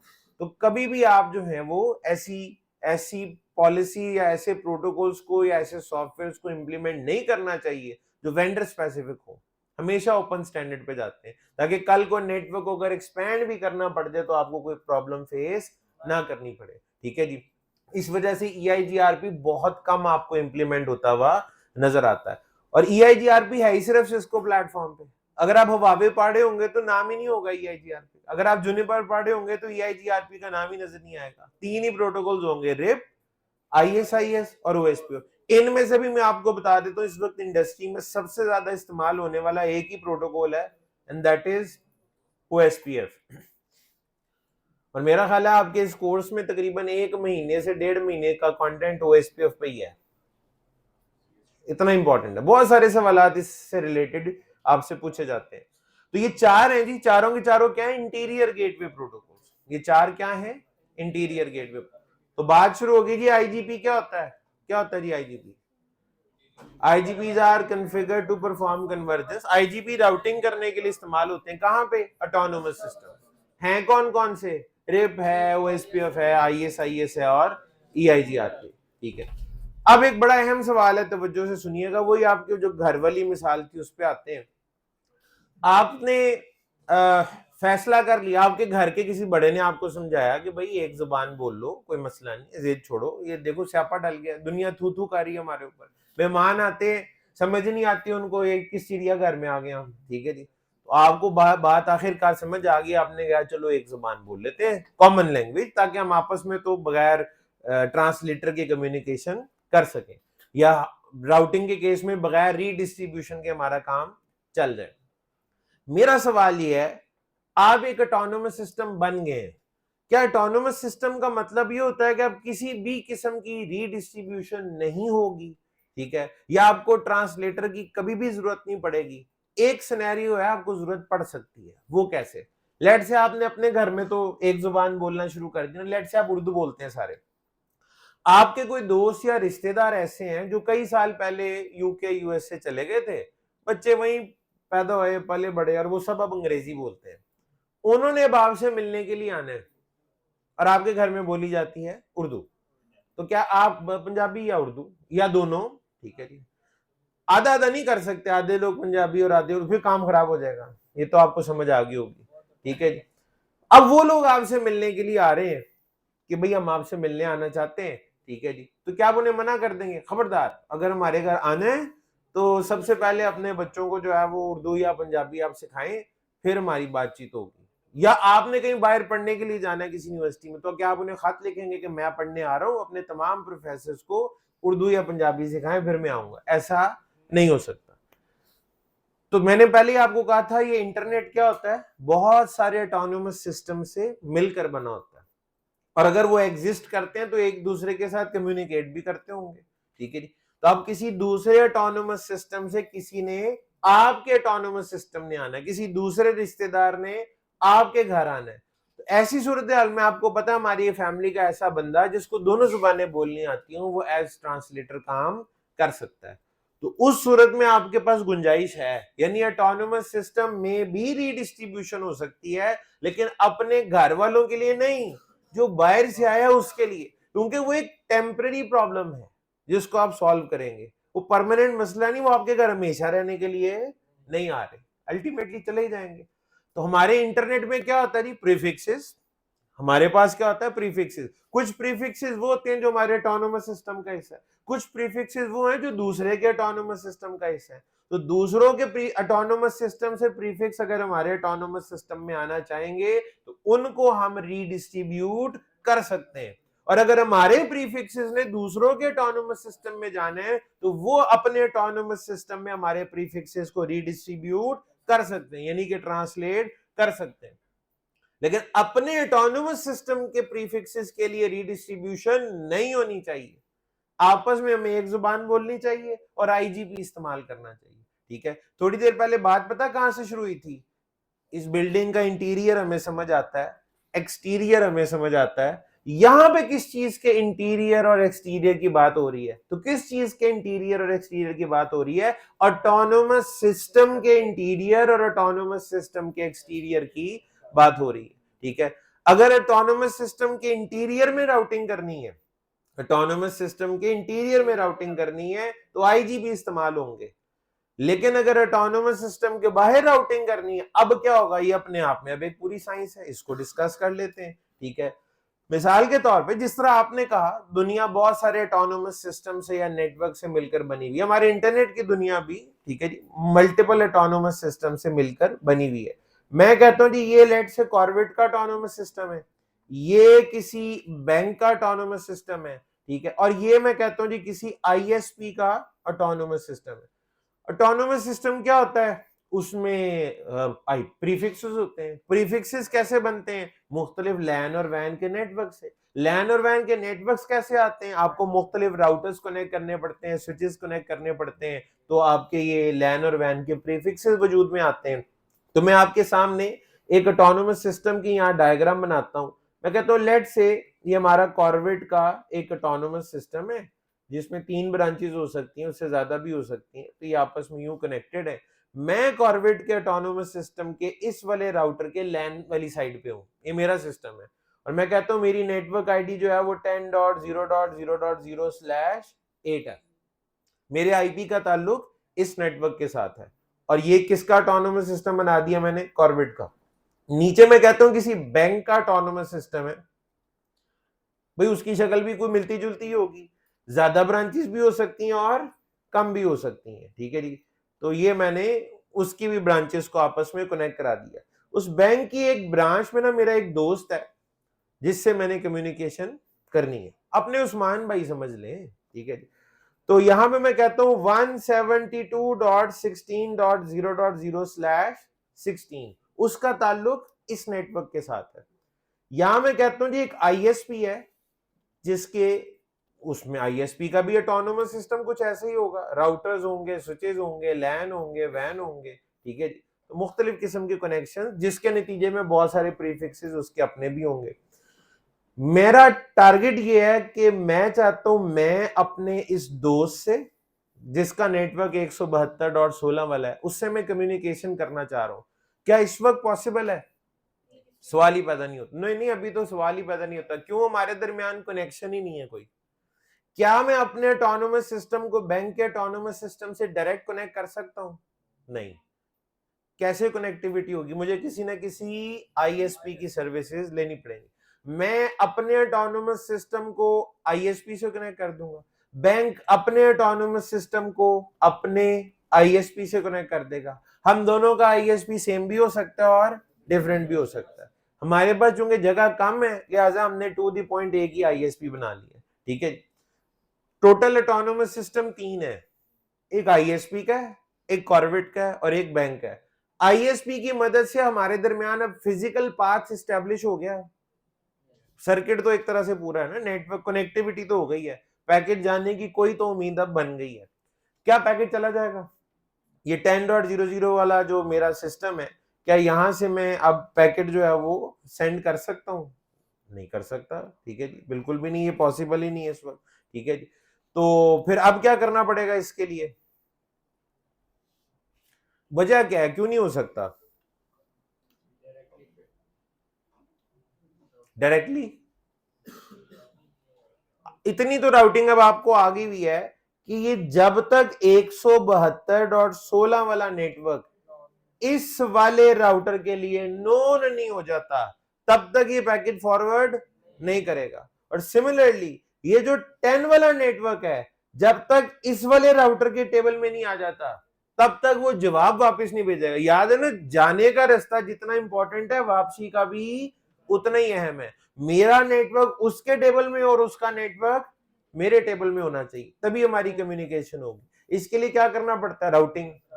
कितने तरीकों की राउटिंग होती है? 2। स्टैटिक भी हो सकती है और डायनेमिक। क्या आपको लगता है कि इतने बड़े पाथ, ये जो हमारा पाथ बन रहा है इसमें कई राउटर आ रहे हैं, हर राउटर के अंदर जा जाके हम स्टैटिक रूट ऐड कर सकते हैं? नहीं, मुश्किल है। इम्पॉसिबल तो नहीं है लेकिन ये बहुत मुश्किल है। ठीक है जी, ये हमारे लिए काम खराब हो जाएगा। ठीक है जी, मुश्किल हो जाएगा। अच्छा, फिर इसका डायनामिक सोल्यूशन ढूंढना है। आज तो हम निकले भी डायनामिक राउटिंग के लिए ना, तो ज़ाहिर हमें डायनामिक सोल्यूशन ढूंढना पड़ेगा। अच्छा, अब उसके लिए ऑटोनोमस सिस्टम के अंदर राउटिंग कराने के लिए कौन रिस्पॉन्सिबल होता है? कौन सी कैटेगरी के प्रोटोकॉल्स? आईजीपी। इसका मतलब है ये जो 3 ऑटोनोमस सिस्टम्स हैं इनके हर एक के अंदर क्या चल रहा होगा? अपना अपना इंटीरियर गेटवे प्रोटोकॉल चल रहा होगा। तो लेट से मैं कहता हूं कॉर्वेट में जो है वो ओएसपीएफ है और आईएसपी में आईएसआईएस चल रहा है और ये जो बैंक है यहाँ पे हम रिप चला लेते हैं। भाई सबके अंदर सेम प्रोटोकॉल भी चल सकता है, सॉफ्टवेयर ही है ना। एक सॉफ्टवेयर क्या सारी दुनिया नहीं इस्तेमाल कर सकती? कर सकती है। तो मैंने बदल बदल के लिख दिए, यहाँ ओएसपीएफ, यहाँ आईएसआईएस और यहाँ पे रिप। जरा थोड़ी देर के लिए तवज्जो स्क्रीन पे ही रखिएगा। ये 10 वाला जो नेटवर्क है इस पे फोकस रखना है आपने। 10 वाले नेटवर्क पे, ये 10 वाला नेटवर्क इस राउटर के साथ डायरेक्टली कनेक्टेड है ना, है ना। इसकी इंफॉर्मेशन इस राउटर और इस राउटर तक पहुंचाने की जिम्मेदारी है पता हमने किसकी लगा दी है? ओएसपीएफ की। नजर आ रहा है ना ये चीज? ओएसपीएफ क्या करेगा? 10 वाले नेटवर्क की इंफॉर्मेशन को इस राउटर से उठा के इसमें भी इंस्टॉल कर देगा और इसमें भी कर देगा। ये काम पहले हम अपने हाथों से करते थे लास्ट लेक्चर तक, आईपी को रूट बताना है फलान नेटवर्क, आज ओएसपीएफ कर देगा हमारे लिए काम। बिल्कुल ठीक हो गया। अच्छा जी, अब अगला मरहला ये है, ये वाला जो राउटर है ना ये आपके ऑटोनोमस सिस्टम का बॉर्डर है। ये राउटर क्या है? अच्छा, ऑटोनोमस सिस्टम के बॉर्डर राउटर को कैसे डिफाइन कर सकते हैं हम? गेटवे भी है और a router that connects different autonomous systems, a router that connects different autonomous system। तो ये भी बॉर्डर है और ये भी बॉर्डर ही है, दोनों तरफ बॉर्डर राउटर है। ठीक है। अब अगला टास्क मेरा ये है 10 वाले नेटवर्क की इंफॉर्मेशन इस बॉर्डर से उठा के इस बॉर्डर तक पहुंचानी है। 10 वाले नेटवर्क की इंफॉर्मेशन एक बॉर्डर राउटर से दूसरे बॉर्डर राउटर तक लेके जानी। ये काम हम स्टैटिकली भी कर सकते हैं, यानी मैं इस वाले बॉर्डर राउटर को जाके कह दूं आईपी को रूट बताना है 10 वाला नेटवर्क और इसका नेक्स्ट स्टॉप कौन होगा? ये वाला राउटर। नेक्स्ट स्टॉप याद है ना? ठीक है जी। तो इसका नेक्स्ट स्टॉप सामने वाला राउटर, तो ये तो स्टैटिक हो जाएगा, लेकिन स्टैटिक तो आज हम कर ही नहीं रहे, हम तो बात कर रहे हैं डायनामिक की। अच्छा, ये जो अब जगह है ना, ये वाली, ये क्या किसी ऑटोनोमस सिस्टम का हिस्सा है या ऑटोनोमस सिस्टम के बाहर है? आप बाहर, ये दो मुख्तलिफ ऑटोनोमस सिस्टम की बाहर की दुनिया है, ये एक्सटीरियर है, ठीक है जी। ऑटोनोमस सिस्टम के एक्सटीरियर में राउटिंग कराने के लिए दूसरी कैटेगरी के प्रोटोकॉल हैं। कितनी कैटेगरीज लिखवाई थी? दो। एक कैटेगरी थी ईजीपी आईजीपी और दूसरी कैटेगरी थी ईजीपी। तो ये जो सेकंड कैटेगरी है ईजीपी, ठीक है, इसके प्रोटोकॉल्स इस्तेमाल होते हैं राउटिंग कराने के लिए बिटवीन डिफरेंट ऑटोनोमस सिस्टम्स, ठीक है। पहले तो ये बात हम लिख लेते हैं, EGP is used to perform convergence between different autonomous systems. EGP is used to perform convergence between different autonomous systems. Same autonomous system के दरमियान क्या होता है? IGP, और different के दरमियान EGP, exterior gateway protocol. अच्छा, यहाँ पे एक चीज नोटिसेबल है, IGP के लिए मैंने लिखा था IGPs are configured, यहां मैंने लिखा है EGP is, क्योंकि इस कैटेगरी में एक ही प्रोटोकॉल है, ठीक है, वो एक ही है लेकिन बाकी सब पे भारी है, और उसका नाम है BGP, border gateway protocol, border gateway protocol. EGP protocol का नाम नहीं है, कैटेगरी का नाम है EGP। अच्छा, 1982 में इस नाम का एक प्रोटोकॉल होता था, खत्म हो गया वह, EGP नाम की अब सिर्फ कैटेगरी है, और इसमें एक ही प्रोटोकॉल है जिसका नाम क्या है? BGP, border gateway protocol, border gateway protocol, ठीक है जी। अच्छा, आपको कोई कहे BGP को डिफाइन करो, तो कैसे डिफाइन करेंगे? BGP इज एन EGP, और आगे वही कहानी, is used to perform convergence between different autonomous system. BGP एक एक्सटीरियर गेटवे प्रोटोकॉल है जो डिफरेंट ऑटोनोमस सिस्टम्स के दरमियान राउटिंग करने के लिए इस्तेमाल आता है, ठीक है जी। BGP एक एक्सटीरियर गेटवे प्रोटोकॉल है जो कि डिफरेंट ऑटोनोमस सिस्टम्स के दरमियान राउटिंग परफॉर्म करने के लिए यूज होता है। तो EGP is used to perform convergence between different autonomous system। मिसाल क्या उसकी? BGP, border gateway protocol. और बॉर्डर गेटवे प्रोटोकॉल इसका नाम रखने की वजह बड़ी ऑब्वियस है, आप देख सकते हैं, क्योंकि ये कन्फिगर देखें किस जगह पे होगा? डिफरेंट ऑटोनोमस सिस्टम्स के बॉर्डर राउटर्स के दरमियान, तो यहां पे चलेगा BGP, ठीक है जी। अब जरा तवज्जो रखिएगा, ये 10 वाला नेटवर्क याद है कहां डायरेक्टली कनेक्टेड था? इस राउटर से बाकी के दो राउटर्स तक कौन लेके गया था? OSPF। अब इस बॉर्डर राउटर से 10 वाले नेटवर्क की इंफॉर्मेशन इस बॉर्डर राउटर तक कौन पहुंचाएगा? BGP। अब इस बॉर्डर पे आ गया 10 वाला नेटवर्क, अब यहां से यहां और यहां तक कौन इंफॉर्मेशन को स्प्रेड करेगा? ISIS। साथ है ISIS, अब इस ऑटोनोमस सिस्टम की इंटरनल राउटिंग करा देगा। अच्छा, इस बॉर्डर को भी पता लग गया 10 वाला नेटवर्क कहां पे है, इस बॉर्डर से ये इंफॉर्मेशन इस बॉर्डर तक कौन लाएगा? फिर BGP, क्योंकि इनके दरमियान भी चल रहा होगा BGP। तो जी, इस बॉर्डर को भी पता लग गया 10 वाला नेटवर्क कहां पे है, इस बॉर्डर से यहां और यहां इंफॉर्मेशन कौन लेके जाएगा? RIP, RIP, RIP, routing information protocol. बात बन रही है? अच्छा, बात बन रही है। अच्छा, अब एक और कहानी भी यहाँ पे, वो आपने खारजा पॉलिसी और दाखिला पॉलिसी सुनी भी है, ठीक है जी। जिस तरह खारजा और दाखिला पॉलिसीज होती हैं, बिल्कुल उसी तरीके से हमारे केस में भी ऐसे ही है। इंटीरियर की पॉलिसी अलग है, एक्सटीरियर की पॉलिसी अलग है। इंटीरियर की पॉलिसी, जी ठीक ठाक, जी जी जी जी बिल्कुल।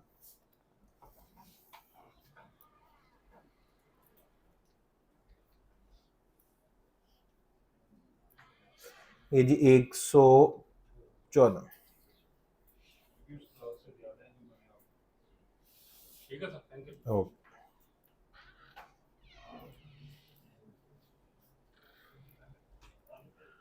अच्छा जी, तो इंटीरियर की और एक्सटीरियर की पॉलिसी हमारे केस में भी डिफरेंट है। इंटीरियर और एक्सटीरियर की पॉलिसी हमारे केस में भी डिफरेंट है। आपने देखना भी बड़े आराम से कहा कि ओएसपीएफ का काम है इस राउटर से अपडेट उठा के इस बॉर्डर तक लेके जाना और आगे बॉर्डर से दूसरे बॉर्डर तक बीजीपी ले जाएगा। यानी इंटीरियर वाली पॉलिसी से एक्सटीरियर वाली पॉलिसी से में आपका प्रीफिक्स खुद ब खुद एडवर्टाइज हो जाएगा। खुद ब खुद कुछ नहीं होता। डिफरेंट राउटिंग पॉलिसीज के दरमियान जरा याद करें, डिफरेंट राउटिंग पॉलिसीज के दरमियान कन्वर्जेंस के लिए क्या करना पड़ता है? रीडिस्ट्रीब्यूशन लिखी थी अभी definition. Redistribution is used to perform convergence between different routing policies. BGP और ओएसपीएफ भी डिफरेंट राउटिंग पॉलिसीज हैं, मानते हैं?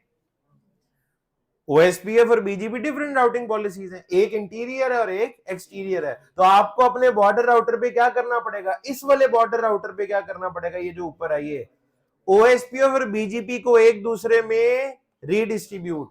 अच्छा, फिर उसके बाद इस वाले बॉर्डर राउटर पे क्या करना पड़ेगा? आईएसआईएस और बीजीपी को एक दूसरे में रीडिस्ट्रीब्यूट। इस वाले बॉर्डर पे क्या करना पड़ेगा? अगेन आईएसआईएस और बीजीपी को एक दूसरे में रीडिस्ट्रीब्यूट। इस बॉर्डर पे क्या करना पड़ेगा? रेप और बीजीपी की आपस में रीडिस्ट्रीब्यूशन। क्योंकि आप लोगों ने पहले ही मान लिया था कि बाहर से कोई मेहमान अगर आएगा उसके लिए हम रीडिस्ट्रीब्यूशन कर लेंगे, लेकिन इंटरनल प्रीफिक्सेस के लिए रीडिस्ट्रीब्यूशन नहीं होनी चाहिए। तो यहां पे आप देख लें, ऑटोनोमस सिस्टम से बाहर जाने के लिए या बाहर वाले को ऑटोनोमस सिस्टम में अंदर लाने के लिए आप रीडिस्ट्रीब्यूशन कर रहे हैं। ये जो तीन राउटर है ना आप कॉर्बेट के ऑटोनोमस सिस्टम के, इन्हें आपस की राउटिंग के लिए बीजीपी की जरूरत नहीं है। वो राउटिंग कौन करवाएगा? ओएसपीएफ, जो कि आईजीपी है। इन चारों को बीजीपी की जरूरत आपस के लिए नहीं है, आईएसआईएस हैंडल कर लेगा। इन तीनों के लिए रिप काफी है, लेकिन प्रीफिक्सेस को ऑटोनोमस सिस्टम से बाहर भेजने के लिए और बाहर वाले ऑटोनोमस सिस्टम को अंदर लाने के लिए हम रीडिस्ट्रीब्यूशन कर रहे हैं। ठीक है जी, उम्मीद है ये पॉइंट क्लियर हो गया होगा। ये डायग्राम सेल्फ एक्सप्लेनेटरी है। ठीक है जी, यानी आपको डायग्राम देख लें तो डायनामिक राउटिंग के जितने कंपोनेंट्स हैं ना सारे नजर आ जाते हैं। डायनामिक राउटिंग में आईजीपी होता है, कहां चलता है नजर आ रहा है। डायनामिक राउटिंग में बीजीपी होता है, कहां कॉन्फ़िगर होता है नजर आ रहा है। डायनामिक राउटिंग में तीसरी चीज रीडिस्ट्रीब्यूशन है, वो कहां पे होती है वो भी नजर आ रही है। और एक चौथी और आखिरी चीज है वो अभी नजर नहीं आई, वो भी आ जाएगी। वो है, एक तो है राउटिंग जो कि सिंपल आप कर रहे हैं, एक होती है पॉलिसी बेस्ड राउटिंग, पीबीआर कहते हैं हम, policy based routing. Policy based routing वो बड़ी आसान सी चीज है। अपने ऑटोनोमस सिस्टम के सारे प्रीफिक्सेस बाहर भेज देने हैं या फिल्टर करके भेजने हैं, या दूसरे ऑटोनोमस सिस्टम में से जो आया है सारे प्रीफिक्सेस एक्सेप्ट कर लेने हैं या उनमें कोई फिल्टर करने हैं? फिल्टर करना ही होगा। ये तो नहीं हो सकता मैं कहूं जी इस ऑटोनोमस सिस्टम के सारे प्रीफिक्सेस बाय रीडिस्ट्रीब्यूट कर दो, तो आप फिल्टर अप्लाई करेंगे, ये वाला चला जाए और ये वाला ना जाए। ये कौन कहेगा? एडमिनिस्ट्रेटर। जब राउटिंग में एडमिनिस्ट्रेटर अपनी टांग अड़ाता है ना, सादा लफ्जों में, तो उसको राउटिंग को हम पॉलिसी बेस्ड राउटिंग कहते हैं। A routing with administrators policy। Policy based routing क्या है? A routing with administrators policy। और हमें टांग अड़ाने के लिए हमारे पास बहुत सारे टूल बना के हमें दिए हुए कि ये टूल आप इस्तेमाल करेंगे, ये टूल आप इस्तेमाल करेंगे, ये सारा कुछ आपने आगे पढ़ना है। तो डायनामिक राउटिंग में चार चीजें हैं, आईजीपी, बीजीपी यानी कैटेगरी उसकी ईजीपी है, आईजीपी एंड ईजीपी, रीडिस्ट्रीब्यूशन और पॉलिसी बेस्ड राउटिंग। कि जो कुछ भी रीडिस्ट्रीब्यूट करना है, क्या करना है और क्या नहीं करना, ये आप खुद से मैनेज कर सकते हैं। क्या रीडिस्ट्रीब्यूट करना है और क्या रीडिस्ट्रीब्यूट नहीं करना, ये आप खुद से मैनेज कर सकते हैं। ठीक हो गया? ओके जी, तो ये जनाब आपकी डायग्राम एक मुकम्मल हो गई। ये डायनामिक राउटिंग का भी मुख्तसर सा तारुफ था कि ईजीपी कहां, आईजीपी कहां और रीडिस्ट्रीब्यूशन कौन है। आखिरी बात, मुख्तलिफ राउटिंग मेथड अब तक आपके सामने आ चुके हैं। डायरेक्टली कनेक्टेड होना भी एक राउटिंग मेथड है। स्टैटिक राउटिंग के कितने तरीके आप लोगों ने सीखे हैं? दो, आउटगोइंग इंटरफेस के साथ भी और नेक्स्ट ऑफ आईपी के साथ। और डायनेमिक राउटिंग में ये सारी ऑप्शन सामने तो आपके आ गई है ना, ठीक है। अब इनकी आगे होती है रैंकिंग या प्रायोरिटी। भाई ये सबसे अच्छा है, ये नंबर 1 है, ये नंबर 2 है, नंबर 3, नंबर 4, नंबर 5, इस तरीके से। इसमें सिस्को का अपना एक नजरिया है, हवावे की अपनी रैंकिंग है, जुनिपर की अपनी है, और मेरी और आपकी अपनी राय भी हो सकती है। ये बड़ी अच्छी बात है, हमारी राय का भी इख्तराम किया जाता है। यानी हम अगर कहना जी हमारे नेटवर्क में सबसे ज्यादा प्रायोरिटी ओएसपीएफ को मिलेगी तो वो मिल सकती है, लेकिन अगर हम डिफाइन ना करें तो बाय डिफॉल्ट भी तो कोई प्रायोरिटी होगी ना।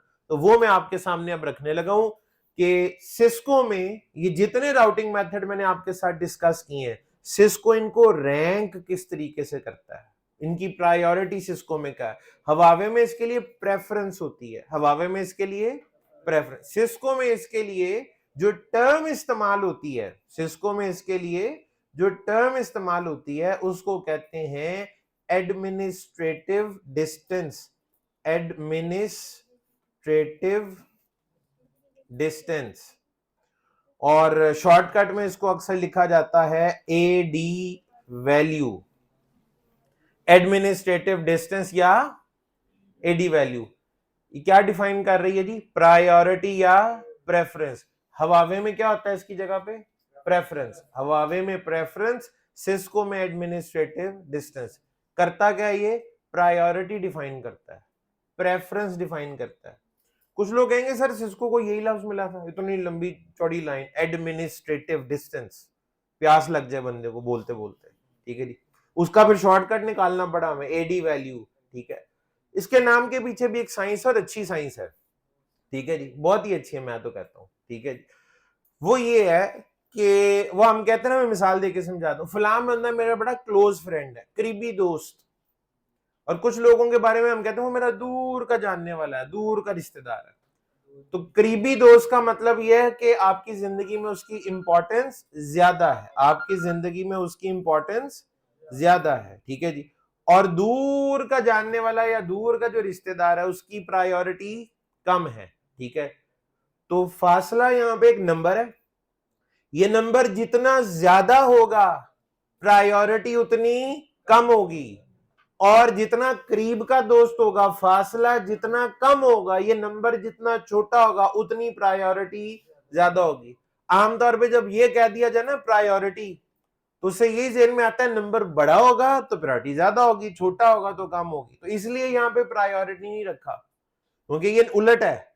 एडमिनिस्ट्रेटिव डिस्टेंस, जितना बड़ा नंबर है उतना दूर का जानने वाला है, जितना छोटा नंबर है उतना करीबी दोस्त है।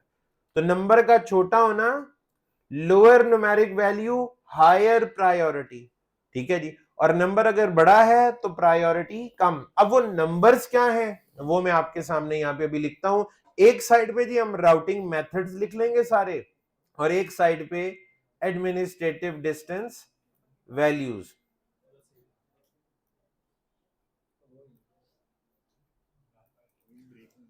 राउटिंग मेथड्स, राउटिंग मेथड्स, ठीक है जी।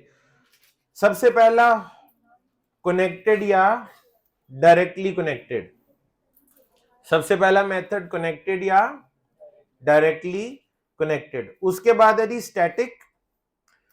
स्टैटिक में दो तरीके आपने पढ़े थे, नेक्स्ट, बल्कि सबसे पहले तो लिखना चाहिए आउटगोइंग इंटरफेस वाला, आउटगोइंग इंटरफेस, और दूसरा था static with next hop IP, ठीक है जी। इसके ये तो पिछले हफ्ते से हम इनसे वाकिफ हैं। इनके अलावा जो है ना वो आज हमने देखे हैं, डायनामिक राउटिंग में रिप होता है, उसके बाद आईएसआईएस था, उसके बाद ओएसपीएफ था, उसके बाद ईआईजीआरपी, और उसके बाद बीजीपी। अच्छा जी, हमने अभी बीजीपी फिलहाल पढ़ा तो नहीं है, ठीक है जी, आगे चल के इस पे ज़रा हमारी तफसील से बात तो होगी, लेकिन मैं आपको ये बता देता हूं कि बीजीपी के दो अलग अलग वेरिएंट्स हैं, या बीजीपी को कॉन्फ़िगर करने के दो अलग अलग तरीके होते हैं। एक को हम कहते हैं इंटरनल, और एक कहलाता है BGP external. BGP internal, BGP external. भाई जितने पॉसिबल राउटिंग मेथड्स अभी डिस्कस हो सकते हैं वो मैंने सारे आपके सामने लिख दिए। डायरेक्टली कनेक्टेड, स्टैटिक राउटिंग के दो तरीके, रिप, ISIS, OSPF, EIGRP और BGP दो तरह का, ठीक है जी।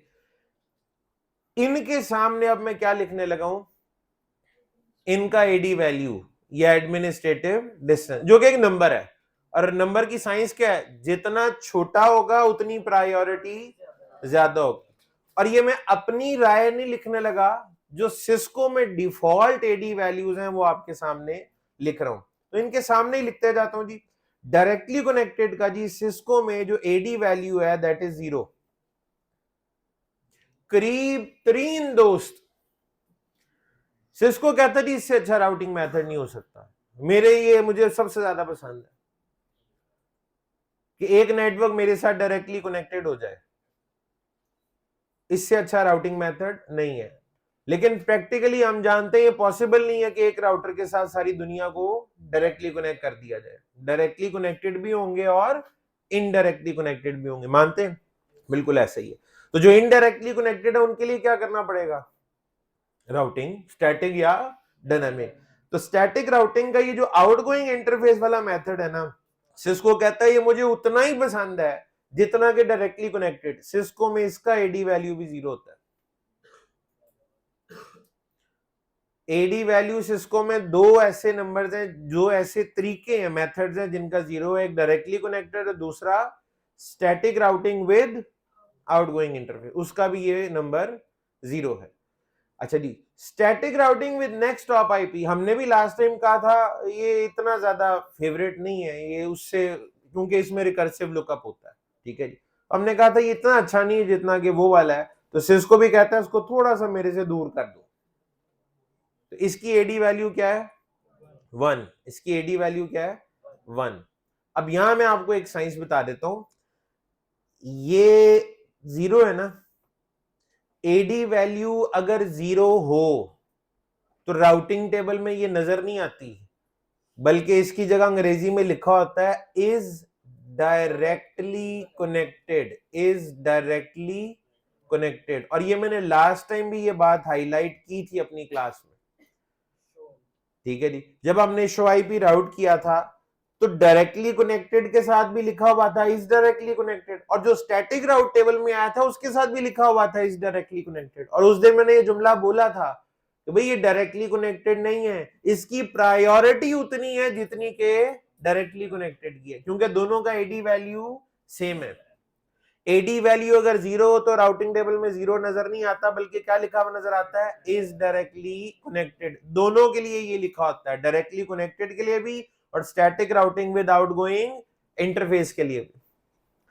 जो static routing with next hop IP वाला मेथड है ना, मैंने लास्ट टाइम कॉन्फ़िगर तो शायद कराया हो, कमांड तो आपको दिखाई हो, लेकिन उसके बाद हमने राउटिंग टेबल नहीं देखा था, आज देख लेंगे, ठीक है जी।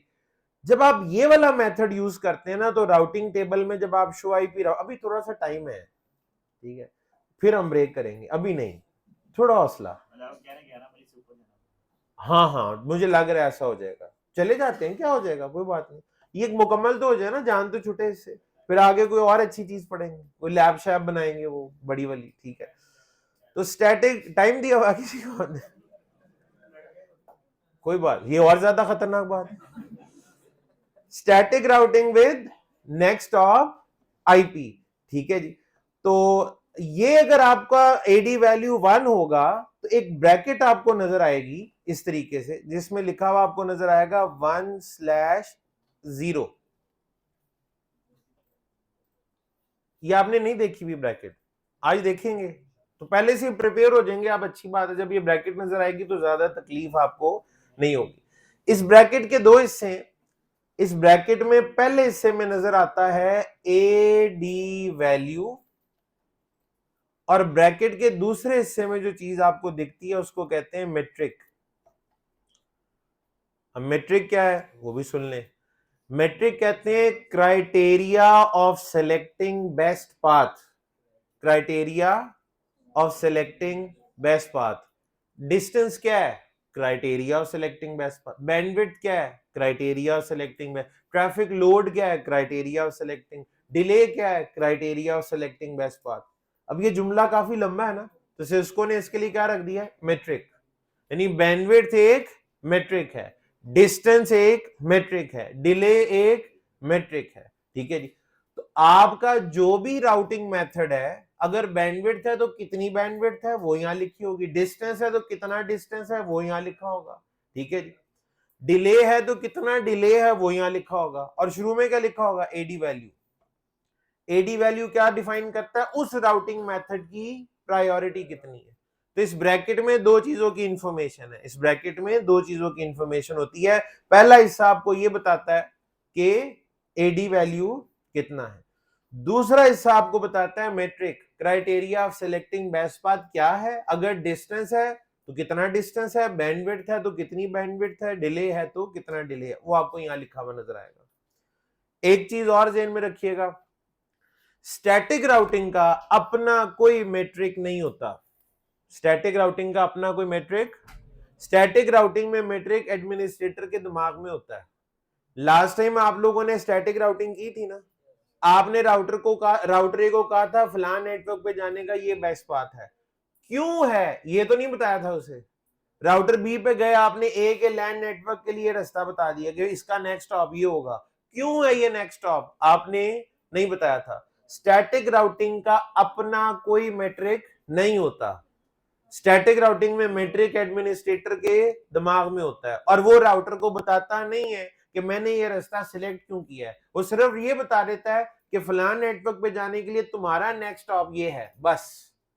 स्टैटिक राउटिंग में याद रखिएगा ये वैल्यू आपको हमेशा जीरो नजर आएगी, स्टैटिक राउटिंग में मेट्रिक आपको हमेशा जीरो नजर आएगा, क्योंकि हम कभी राउटर को मेट्रिक बताते नहीं है, ठीक है जी।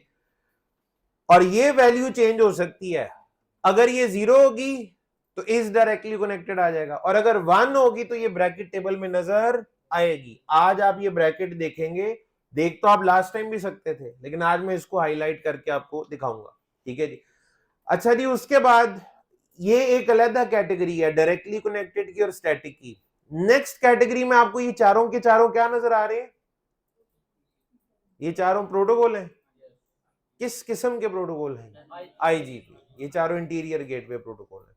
तो ये जो रेप है ना जी, इसकी एडी वैल्यू 120 होती है, आप कहेंगे इसको तो दफा दूर ही कर दी उन्होंने, अच्छा भला 0-1 चल रहा था तो साथ ही 120 पे चले गए आप इतनी दूर, थोड़ी अभी तो आप कह रहे हैं इतनी दूर क्यों चले गए, कुछ देर बाद आप कहेंगे सर और ज्यादा दूर चले जाना चाहिए था। देख लेते हैं ऐसा क्या है। रेप की एडी वैल्यू क्या है 120, आईएसआईएस की है 115, ओएसपीएफ की है 110, ईआईजीआरपी की है 90, ईआईजीआरपी क्या है 90। इनमें सबसे अच्छा प्रोटोकॉल कौन सा है, सबसे ज्यादा प्रायोरिटी किसकी है, ये कहना चाहिए ईआईजीआरपी, क्योंकि ये नंबर जितना छोटा होगा उतनी ही प्रायोरिटी ज्यादा होगी। ये नंबर किसने लिखे हुए हैं, आप कहेंगे अभी तो आपने लिखे, अभी तो मैंने लिखे, लेकिन वैसे डिफाइन किसने किए हुए, सिस्को ने।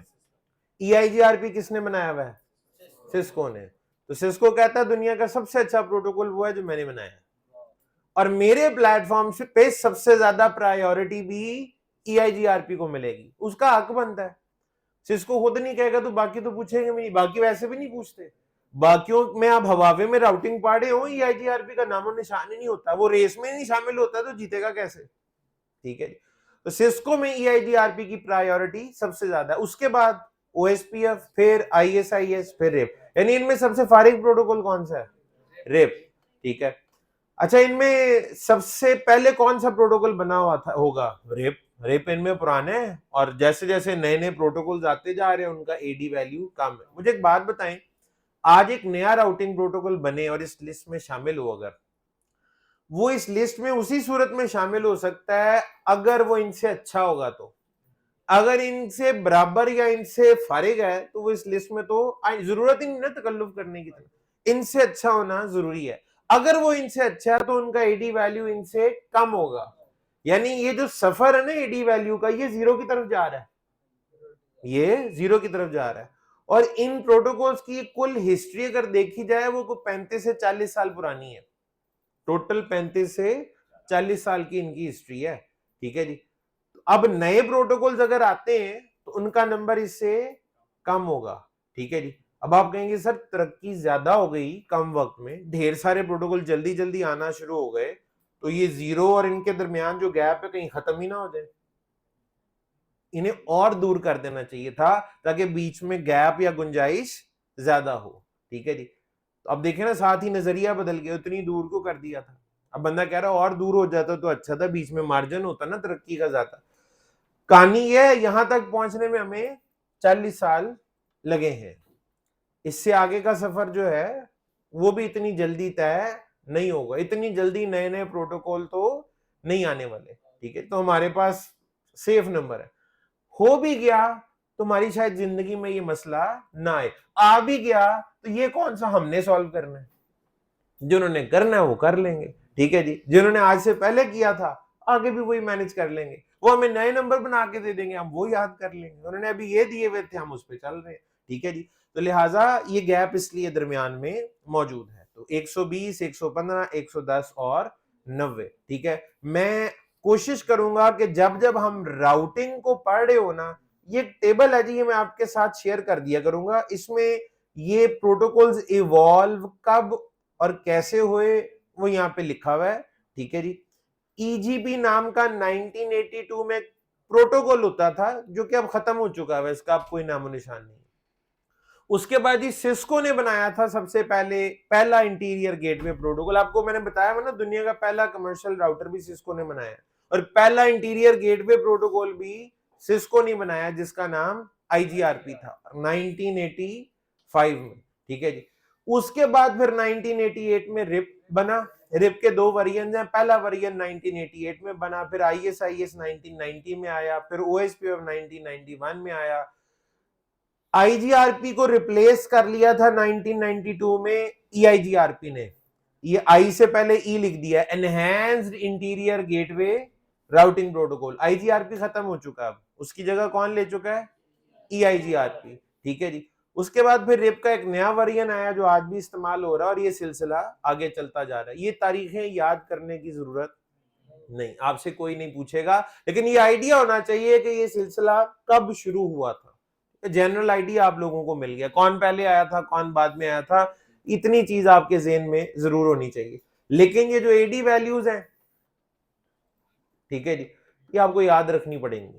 उसकी वजह मैं आपको बता देता हूं, एग्जाम्स और इंटरव्यूज में दो तरह के सवाल आमतौर पे पूछे जाते हैं, एक को कहते हैं OEQ, ठीक है जी, और एक होते हैं CEQ, ओपन एंडेड क्वेश्चंस और closed ended questions, open ended questions और क्लोज्ड एंडेड क्वेश्चंस। ठीक है जी, अब क्लोज्ड एंडेड की मिसाल पाकिस्तान कब बना था, ये तो नहीं भूल गए आप, 1947। इसका कोई और जवाब है नहीं, आप यही जवाब देंगे तो ठीक होगा वरना गलत हो जाएगा, ये क्लोज्ड एंडेड है। सिमिलरली रिप का एडी वैल्यू क्या है 120, इसका यही जवाब देंगे तो जवाब ठीक होगा वरना गलत हो जाएगा। तो इम्तिहान में जो क्लोज एंडेड क्वेश्चन का कोटा है ना, वो फिल करने के लिए बड़ा अच्छा टॉपिक है। तो आपसे ट्रू फॉल्स में, फिल इन दी ब्लैंक्स में, या वो ड्रैग एंड ड्रॉप जिसमें टेबल मैच करने होते हैं, उसके लिए अच्छा कंटेंट यहां से निकल आता है। ठीक है जी, तो रिप का एडी वैल्यू 120, इसका कोई और जवाब नहीं, आईएसआईएस 115, इसका कोई और जवाब नहीं है। ठीक हो गया जी। ओपन एंडेड क्वेश्चन कैसे होते हैं, पाकिस्तान क्यों बना था, अब इसके बहुत सारे जवाब हो सकते हैं, ओपन डिस्कशन है, हर बंदा अपनी राय इसमें दे सकता है, ना खत्म होने वाला एक सिलसिला है। हम भी पाक स्टडीज के एग्जाम में अपने ख्यालात का खुल के ज़ाहिर करके आते थे, ठीक है, सीटें भर भर के, वजन बढ़ा बढ़ा के पेपर का, ठीक है, लेकिन अगर ये पूछा जाए कब बना था, उसका जवाब एक ही है, 1947। ठीक है जी, अच्छा, अब बीजीपी इंटरनल वैल्यू लिख लेते हैं। बीजीपी इंटरनल जो है इसका एडी वैल्यू 200 है और बीजीपी एक्सटर्नल का 20 है।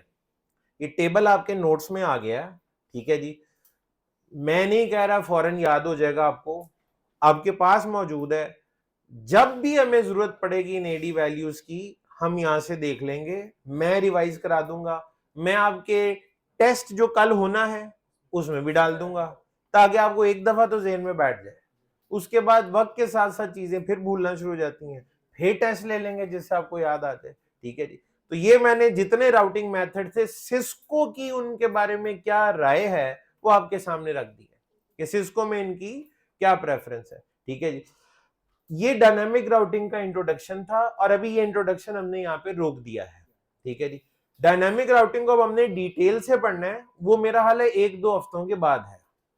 कुछ छोटे छोटे टॉपिक्स और हैं जो हम अगले वीक्स के अंदर पढ़ेंगे, इस हफ्ते में भी कुछ टॉपिक्स और हैं जो हम कवर करेंगे, फिर हम डायनामिक राउटिंग की डिटेल में जाएंगे, एक एक प्रोटोकॉल को तफसील के साथ पढ़ेंगे भी और उसे कॉन्फ़िगर कैसे करना है वो भी हम सीखेंगे। ठीक है जी, तो अभी मेरा हाल है आप लोग थक गए, थकने से ज्यादा ठंड शायद आपको ज्यादा तंग कर रही होगी। ठीक है जी, तो आप लोग एक ब्रेक कर लें, ब्रेक से वापस 11:45 पे जी वापसी, 11:45 से देर ना कीजिएगा, 11:45 पे वापस आए, फिर हम जरा नेक्स्ट टॉपिक पे चलते हैं। अगली चीजें, ये थ्योरी सुनना जरा मुश्किल काम होता है, आगे जरा लैब शैब है तो काम आसान हो जाएगा।